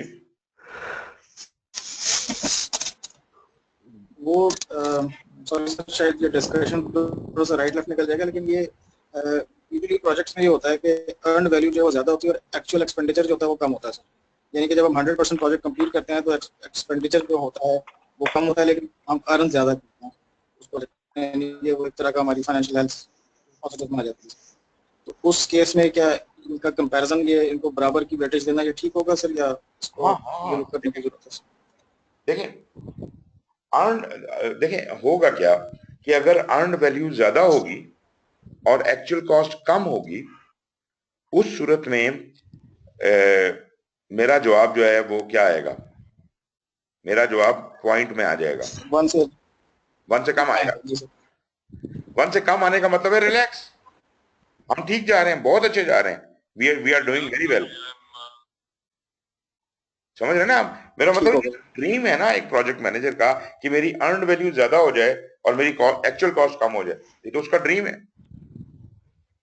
जी सर। अगर ये ड्रीम पूरा होता है अब फिर इसमें तो सिट बैक एंड रिलैक्स करने वाली बात है ना, फिर you don't have to push your resources, जबरदस्त जोर लगाने की जरूरत नहीं है उनके साथ। तो इसमें सर एक चीज जो जहन में आ रही है वो ये कि क्या हम right at the start of project कोई बेसलाइन टीसीपीआई निकाल सकते हैं सर कि earn value, for example project की जो earn value at the end बननी है वो फॉर एग्जांपल 10 मिलियन है और हमारी एक्चुअल कॉस्ट जो हम उसके लिए कैटर कर रहे हैं वो 9 मिलियन है फॉर एग्जांपल। जिस वक्त तो आप यानी कि एक प्रोजेक्ट, हाँ जिस वक्त आप प्रोजेक्ट शुरू जब करते प्रोजेक्ट हम खत्म करेंगे। जिस वक्त आप शुरू करते हैं तो जी आपकी सर। टीसीपीआई 1 होती है। जब आप शुरू ठीक है करते सर। हैं तो टीसीपीआई 1 होती है, क्योंकि पूरा ही पैसा पड़ा हुआ है, अभी तक कुछ अर्न भी नहीं हुआ, अभी तक कुछ खर्च भी नहीं हुआ, तो इसका मतलब है कि बीएसई बाय ठीक है सर। बीएसई आ रहा है, तो इसका मतलब ये हुआ कि ठीक है सर। मैं 1 पे हूं। अब ये जितनी वैल्यूज है ना, ईवी की वैल्यू, एसी की वैल्यू, ये तो पैदा ही बाद में हो रही है ना, एक पहली प्रोग्रेस रिपोर्ट में जी पता सर। चलेगा क्या ईवी है क्या एसी है, तो उसके बाद फिर ये सारी कैलकुलेशन और सारे एसवी एसपीआई सीपीआई सब कुछ बाद में निकलेंगे। The only thing which is confirm, जो कि पक्की है, वो पीवी है। पीवी हमें पहले से पता है सारी, हर पॉइंट की पीवी जी सर। हमें पहले से पता है, क्योंकि वो बेस लाइन है मेरी। जी सर। बाकी जो चीजें जैसे जैसे होती जाएंगी वैसे वैसे हम वैल्यूज निकालते जाएंगे। जी जनाब, ठीक हो गया? ज्यादा टैक्सिंग तो नहीं हो गया? अर्न वैल्यू पे हमने काफी टाइम लगा दिया वैसे। नहीं सर, ठीक है सर। अच्छा, अब ये जब अर्न वैल्यू आपने पढ़ ली है, लाजमी बात है इसके हम बहुत से क्वेश्चन भी कर सकते हैं, बड़ी चीजें हो सकती हैं, लेकिन अर्न वैल्यू मैं समझ रहा हूं कि आप लोगों को पहले से भी आती है और आप लोग समझते हैं, और कोई नई चीज शायद मैंने ना ऐड की हो। लेकिन अब मुझे ये बताइए आबिद और गाजी, क्या आप लोग जो कह रहे थे कि हमारे यहाँ इस्तेमाल होती है, तो क्या ये वाली अर्न वैल्यू इस्तेमाल होती है? सर एग्जैक्टली ये वाली तो इस्तेमाल नहीं होती, लेकिन इससे मिलती जुलती इस्तेमाल होती है। ओके। एक दफा पंजाब गवर्नमेंट ने ये अप्लाई किया, उन्होंने कहा जी हम अर्न वैल्यू इस्तेमाल करेंगे। वहां पे एक बड़े हैं, खालिद अहमद खान है एक, जो कि प्रोजेक्ट मैनेजमेंट में हमारे साथ बहुत पहले नादरा में भी हमारे साथ काम उन्होंने किया था। Is a very good person in project management. अब उन्होंने डॉक्टरेट भी कर लिया। वो वहां पे उसके उन्होंने बनाया पीएमयू, प्रोजेक्ट मैनेजमेंट यूनिट बनाया लाहौर में, और उसके उन्हें इंचार्ज बना दिया गया, और उन्होंने अर्न वैल्यू वगैरह लागू की वहां पे, और इवन चीफ मिनिस्टर जो था उसको भी उन्होंने ये पढ़ा दिया और सिखा दिया कि जनाब ये सीवी और एसपीआई और सीपीआई का क्या चक्कर है। उन्होंने कहा सर आप सिर्फ एक बात का ख्याल रखें, सीपीआई की वैल्यू अगर तो 1 से कम हो तो आपने चीखना चिल्लाना शुरू कर देना है, और अगर 1 से ऊपर हो तो आपने तसल्ली रखनी है। और गवर्नमेंट के कितने प्रोजेक्ट होते थे जो एक खास वर्थ से ज्यादा के होते हैं, वो चीफ मिनिस्टर को वीकली रिपोर्ट करते थे, प्रेजेंटेशन देते थे आके, और वो उनके लिए ये लाजमी करार दिया था कि वो झूठ ना बोलें। तो ये जो पीएमयू बनाया था वो इसको रिपोर्ट देते, ये उनकी रिपोर्टों को वेट करता था, इनकी ईवी निकालता था, और वो सारा कुछ निकाल के और वो प्रेजेंट करता था, वो देता था इनको फिगर्स कि आप प्रेजेंट करो। अब जनाब जब रिपोर्ट आई और एक की आई 0.75 CPI, तो चीफ मिनिस्टर ने पकड़ के तो चीखना शुरू कर दिया, ये क्या है, तुम पीछे हो। ये बात किसी को नहीं पता होती। मुझे याद है कि मुशर्रफ के जमाने में एक प्रोजेक्ट जो कि फिजिकली ग्राउंड पे एग्जिस्ट नहीं करता था, उसका वो जनाब बड़ी तारीफें करके ग्राउंड के ऊपर के जी ये पता नहीं क्या करे, उन्होंने बहुत सारा प्लांट लाके खड़ा कर दिया, बहुत सी मशीनें लाके खड़ी कर दी, उन्होंने कहा जी तालियां, जबरदस्त काम हो रहा है। जबकि काम जीरो भी नहीं था, जीरो भी नहीं था, शुरू ही नहीं हुआ था। तो चीफ मिनिस्टर को तो कभी पता नहीं चलता कि ये क्या हो रहा है, उसको तो जो मर्जी बेवकूफ बना दे। तो उसको जब उन्होंने कहा ये चीज दिखाओ, और ये चीज वेटो की आई PMU से, तो उसने पकड़ लिया। उसने कहा अगली दफा मैं तुम्हारी अगली रिपोर्ट में इसको 1 देखना चाहता हूं।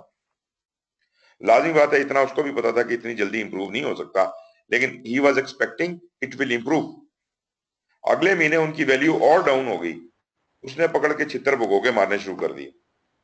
और जिन लोगों की वैल्यू थोड़ी सी इंप्रूव हुई थी, उसने कहा ठीक है अभी और वर्क करो, 1 पे लेके आओ। मेरा मतलब इतनी अकल अगर आ जाए इन लोगों को, तो ये तो एक पूरा सीन चेंज हो जाता है। फिर मैं खालिद से ये पूछा कि भाई तुम मुझे ये बताओ, तुम अर्न वैल्यू को ट्रू स्पिरिट में इस्तेमाल कर रहे हो, कॉस्ट की तो तुम बात करते हो, CPI की बात करते हो, what about SPI, sorry sorry, हाँ SPI और CPI, तो CPI की वैल्यू कहां से लेते हो? उसने कहा जी सच्ची बात यह है कि CPI की वैल्यू हम निकाल ही नहीं सकते, क्योंकि बजट देने वाला कोई और है, हिसाब रखने वाला कोई और है, हमें बहुत देर से पता चलता है कि कितने पैसे उन्होंने एलोकेट किए हैं, कितने लगे हैं। इस वजह से हम अप्रोक्सीमेट फिगर लेते हैं, लेकिन फिर भी ये बहुत बड़ी डेवलपमेंट थी कि किसी ने इस्तेमाल करने की कोशिश तो की। इसी तरह मैं एक दफा कनाडा गया हुआ था, वहां पे एक बड़ी मशहूर कंपनी थी जो ब्लैकबेरी फोन बनाने वाली है। इनके पास जाना हुआ और उनसे भी मैंने यही सवाल किया कि भाई तुम लोग अर्न वैल्यू कैसे करते हो? उन्होंने मुझे बड़ा मजेदार जवाब दिया। उन्होंने कहा जी कि हम सिर्फ स्केड्यूल मॉनिटर करते हैं, कॉस्ट नहीं करते। आई मीन कॉस्ट की वैल्यूज नहीं होती हमारे पास। उनका क्यों नहीं होती? उन्होंने कहा जी हमारा जो सुपीरियर्स हैं वो हमें कॉस्ट नहीं बताते, हमने सिर्फ फोन बनाना होता है। उनका यार फिर तुम अर्न वैल्यू कैसे प्रैक्टिस कर सकते हो? उन्होंने कहा जी कोई मसला ही कोई नहीं है। हम लोग क्या करते हैं कि हमने एक झूठ मूठ की करेंसी इजाद की हुई है, हम उसको कहते हैं जी, मतलब से यूनिट कह दें आप उसे। हमने हर एक रिसोर्स की यूनिट्स में प्राइस रखी हुई है कि ये रिसोर्स जो है ये 10 यूनिट का है, ये 8 यूनिट का है, फलानी चीज इतने यूनिट की है, और उसी यूनिट्स में हम सारी कैलकुलेशन अर्न वैल्यू की करते हैं और हमें एग्जैक्टली वही रिजल्ट आते हैं जो कॉस्ट से आते हैं। भले वो हमें ना बताएं कि एग्जैक्ट कॉस्ट क्या है, लेकिन हमें कंपैरेटिव वैल्यूज तो पता है, तो हम उसके हिसाब से निकालते हैं और इससे हमें प्रोजेक्ट कंट्रोल करने में मदद मिलती है। मतलब ये उसकी एक नई जो तो कहते हैं इख्तरा है, जो कि मेरे हिसाब से बहुत जबरदस्त और एप्लीकेबल है। तो घबराना नहीं चाहिए कि यार ये बड़ा मुश्किल है, ये कहाँ अप्लाई हो सकता है, हमारी ऑर्गेनाइजेशन तो कर नहीं सकती। अगर से के गाजी जैसे आप कह रहे थे एफडब्ल्यू में अगर इस्तेमाल हो भी रही है, मैं आपको यकीन से कह सकता हूँ कि जो बातें मैंने आपको बताई हैं अर्न वैल्यू के हवाले से, वो उनको नहीं पता होंगी। वो एक फार्मूला लेके बैठ गए होंगे, या कंप्यूटर में जो सॉफ्टवेयर इंस्टॉल है उसके अंदर बिल्ट इन कोई फार्मूला होगा। ये समझ का बहुत ज्यादा फुकदान है और उसकी जरूरत है, वो इन लोगों को समझना होगा, तब इसको मॉनिटर किया जा सकता है। तो ये मेरा पॉइंट था ये कि ये देखिए सर, ये ट्रू सेंस में इस्तेमाल नहीं हो रही। सर बिल्कुल आप सही फरमा रहे हैं सर, मैं आपसे इत्तेफाक करता सर जब हमने ये NLC में प्रोजेक्ट किया था सर, तो उसमें हमने जो पोस्ट प्रोजेक्ट रिपोर्ट लिखी थी उसमें हमने ये इन्हीं टेक्नोलॉजीज के साथ इंक्लूड किया था कि अर्न वैल्यू एनालिसिस इस तरह से होना चाहिए, राइट, लेकिन वो इम्प्लीमेंट नहीं हुआ बिल्कुल। तो ये बड़ी जरूरी चीज है कि आप यकीन करें कि प्रोजेक्ट ऐसे गिरफ्त में आ जाता है आपकी कि जैसे आपने बकरा पकड़ा हुआ है उसे क्या कहते हैं रस्सी से, इधर उधर जाके तो दिखाए प्रोजेक्ट, सवाल ही नहीं पैदा होता। वो जो हम बिल्कुल क्या कहते हैं एक और एप्लीकेशन इसमें है परेशान हालत में काम कर रहे होते सर। हैं ना, एडहॉक डिसीजन मेकिंग जो है हमारी, वो खत्म हो जाती है। Now you are talking sense you are talking based on some data. ये कमाल है सारा इसका। तो ये है जनाब। इसके बाद कॉम्प्लिकेशन इसमें और है सर, जो जैसे ये अर्न वैल्यू हम जो टर्मिनोलॉजी यूज कर रहे हैं यहाँ पे सर, तो ये यूजुअली हमारे जो प्रोजेक्ट्स होते हैं इसमें यूज होती है कॉस्ट ऑफ वर्क डन के उसमें आती है सर। हाँ वो जब तक कंसल्टेंट वेट नहीं करता उस वक्त तक हम उसका एस्टिमेट कर सकते हैं कि ये कितनी हमारी जो है वो अर्न वैल्यू बन गई। बिल्कुल सही है, बिल्कुल सही है। तो मतलब देख, मुझे इससे कोई इतराज नहीं है कि आप टर्मिनोलॉजी जो मर्जी इस्तेमाल करें, मगर कॉन्सेप्ट जरूर सही होना चाहिए। और ये सारे स्टेप्स जो मैंने आपको बताए हैं कि जनाब आपके पास डाटा हो, डाटे की आप वेरिएंस निकालें, वेरिएंस से ट्रेंड बनाएं, ट्रेंड से प्रोजेक्शन बनाएं, फिर फोरकास्ट करें, ये है पूरा सफर। इससे आपकी कॉस्ट और स्केड्यूल जो है ये सही तरह से कंट्रोल होता है। और प्रोजेक्ट की जान ही ये दो चीजें हैं, कॉस्ट और स्केड्यूल। ये आपने काबू कर लिया तो बाकी चीजें काबू हो जाती हैं, उनमें कोई इतनी परेशानी वाली बात नहीं है।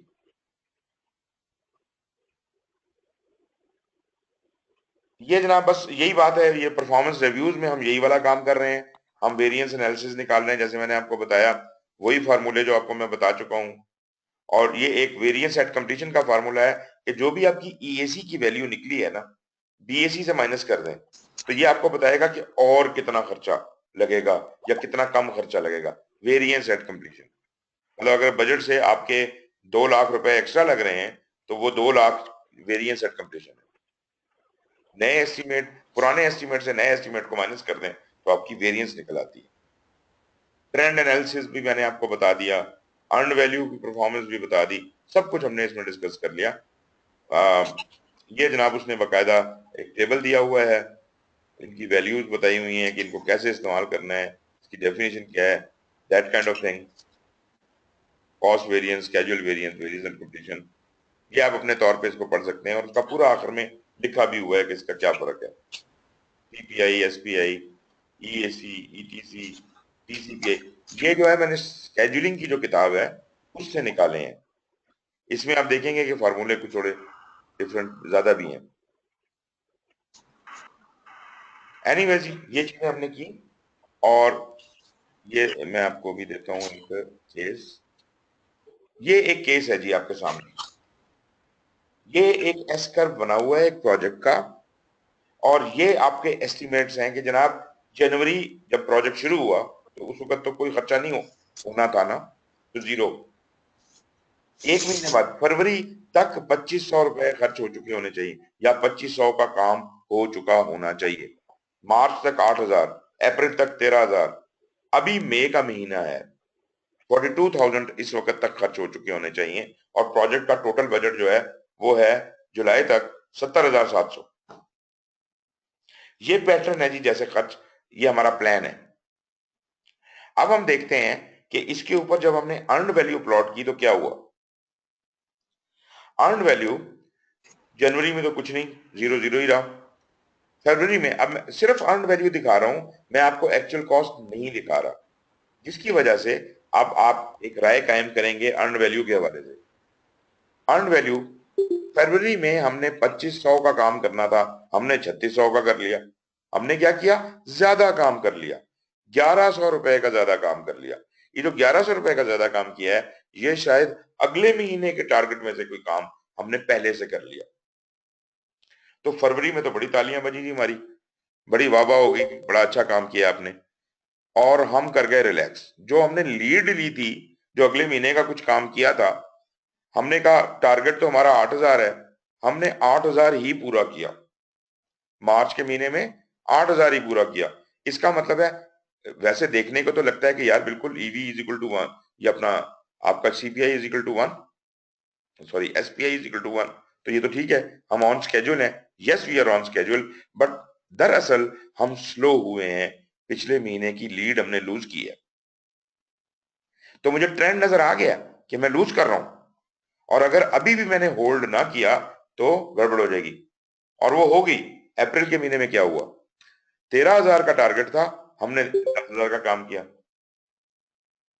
देख रहे हैं आप, हमने 10,000 का काम किया, 3,000 का बैकलॉग वो हम वेरिएंस में चले गए। नेगेटिव वेरिएंस में चले गए। मई में काम बहुत ज्यादा था, 13 से 42 तक जाना था हमने, बहुत ज्यादा काम है, एक ही महीने में करना था। मतलब काम जरूरी नहीं है कि ज्यादा हो, लेकिन ज्यादा वर्थ का काम था।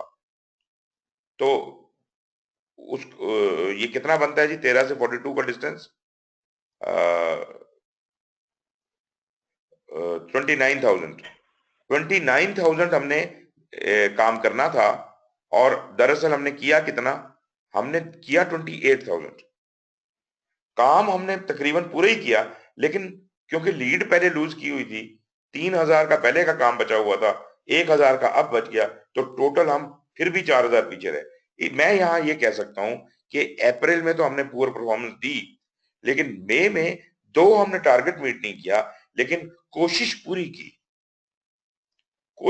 की, लेकिन अभी भी 4,000 के हम बैक में रह गए हैं। लेकिन this is not that bad a situation as it was in April. देखने में लगता है कि ये बहुत बुरी सिचुएशन है, लेकिन अप्रैल की सिचुएशन ज्यादा बैड थी, जहां हमने सिर्फ 13,000 के पीछे 3,000 नीचे चले गए थे। अभी हम 42,000 के पीछे सिर्फ 4,000 नीचे हैं। इसका मतलब है कि जून के लिए मैं हिदायत दे सकता हूं कि जनाब आप जरा थोड़ा परफॉर्मेंस अपनी तेज करें, और अगर प्रोजेक्ट मैनेजर अच्छा हुआ तो ना सिर्फ ये कि वो जून में मैच कर लेगा, बल्कि हो सकता है जुलाई तक हमारा सब काम पूरे पूरे पैसे में मुकम्मल हो जाए।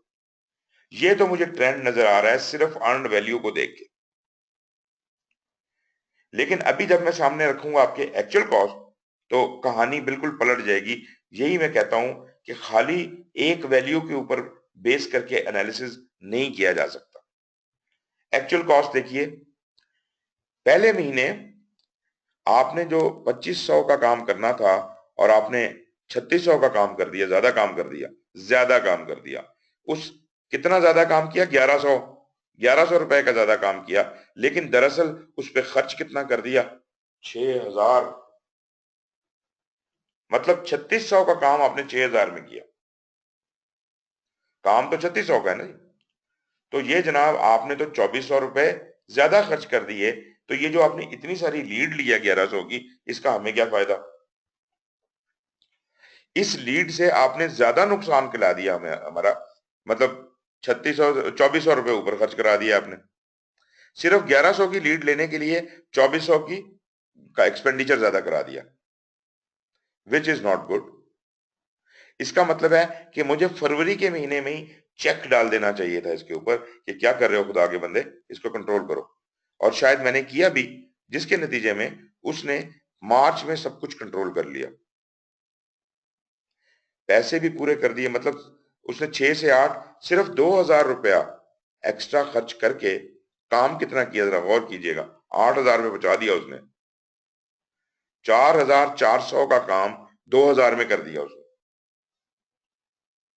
आप देख रहे हैं जंप जो है 36 से 8,000 गया, और इधर 6 से 8, सिर्फ 2,000 उसने जेब से खर्च किए, और जो काम दिखाया मुझे वो 4,400 का है। So this is good, he has done well. मगर आगे क्या हुआ? आगे आप देखिएगा, वो जो परफॉर्मेंस हमारी पुअर जा रही है, हमने वी आर बिहाइंड स्केड्यूल, मगर गौर करें पैसा एक भी खर्च नहीं हुआ। 8,000 था, 8,000 ही है। अगर गौर किया जाए तो हमने 10,000 का काम जो किया, ऑल्दो हम बिहाइंड स्केड्यूल हैं, लेकिन किया उसने 8,000 में। आई मीन कि उसने पिछले महीने के ऊपर कोई पैसा खर्च नहीं किया। या तो यहां कोई गड़बड़ है, यहां वो रिकॉर्ड नहीं कर रहा, और अगर रिकॉर्ड कर रहा है तो शायद उसने पहले किसी को एडवांस दे दिए थे पैसे। खैर, आगे चल के देखते हैं मई में क्या हुआ। मई में हमारा जनाब सिचुएशन एकदम बहुत बुरी हो गई। स्केड्यूल में तो हम पीछे थे ही थे, कॉस्ट में 40,000 रुपया लगाया आपने। 40,000 रुपया आपने लगाया, और काम कितने का किया? 10 से 38 तक गए, 28,000 का काम किया 40,000 रुपया लगा के। यहां पे बेड़ा गर्क हो गया आपके प्रोजेक्ट का। अब आपको बेशक बड़ी जरूरत है इसको यहां से काबू करने की।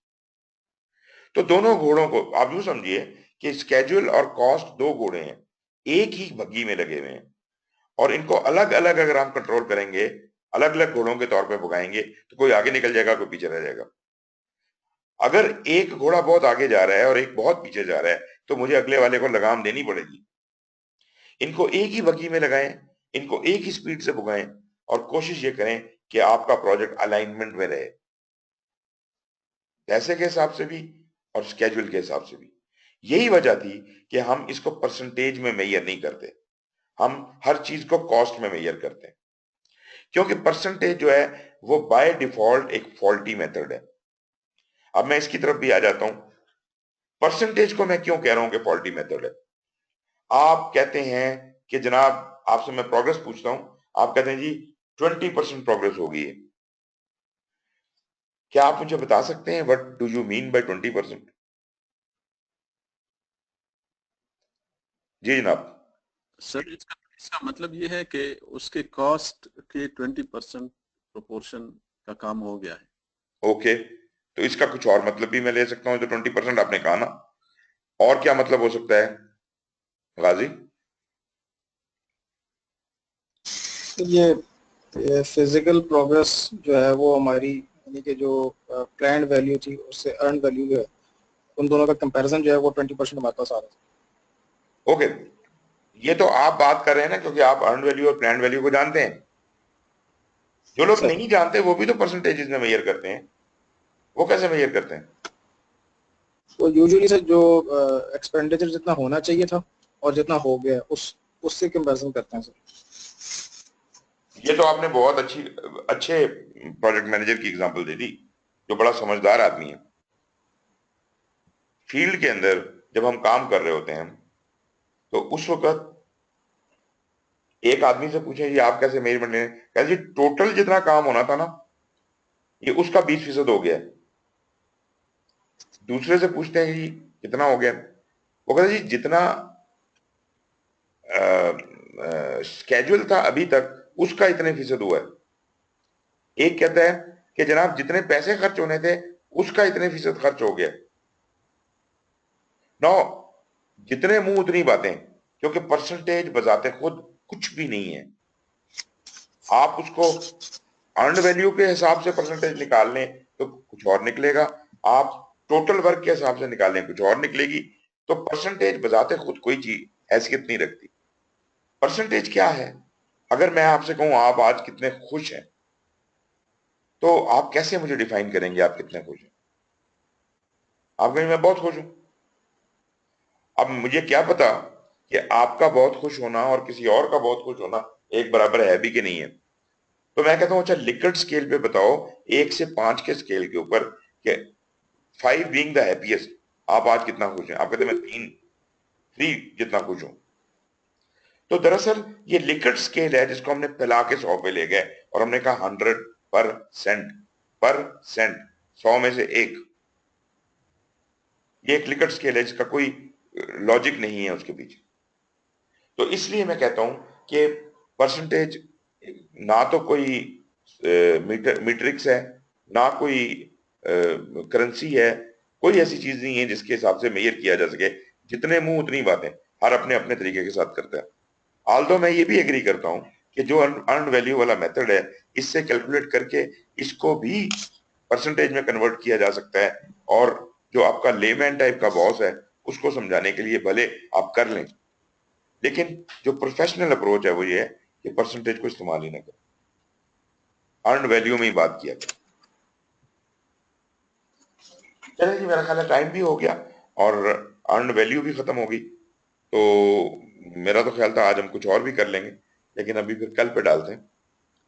एनी कमेंट्स जी, एनी क्वेश्चंस को आर्गुमेंट्स?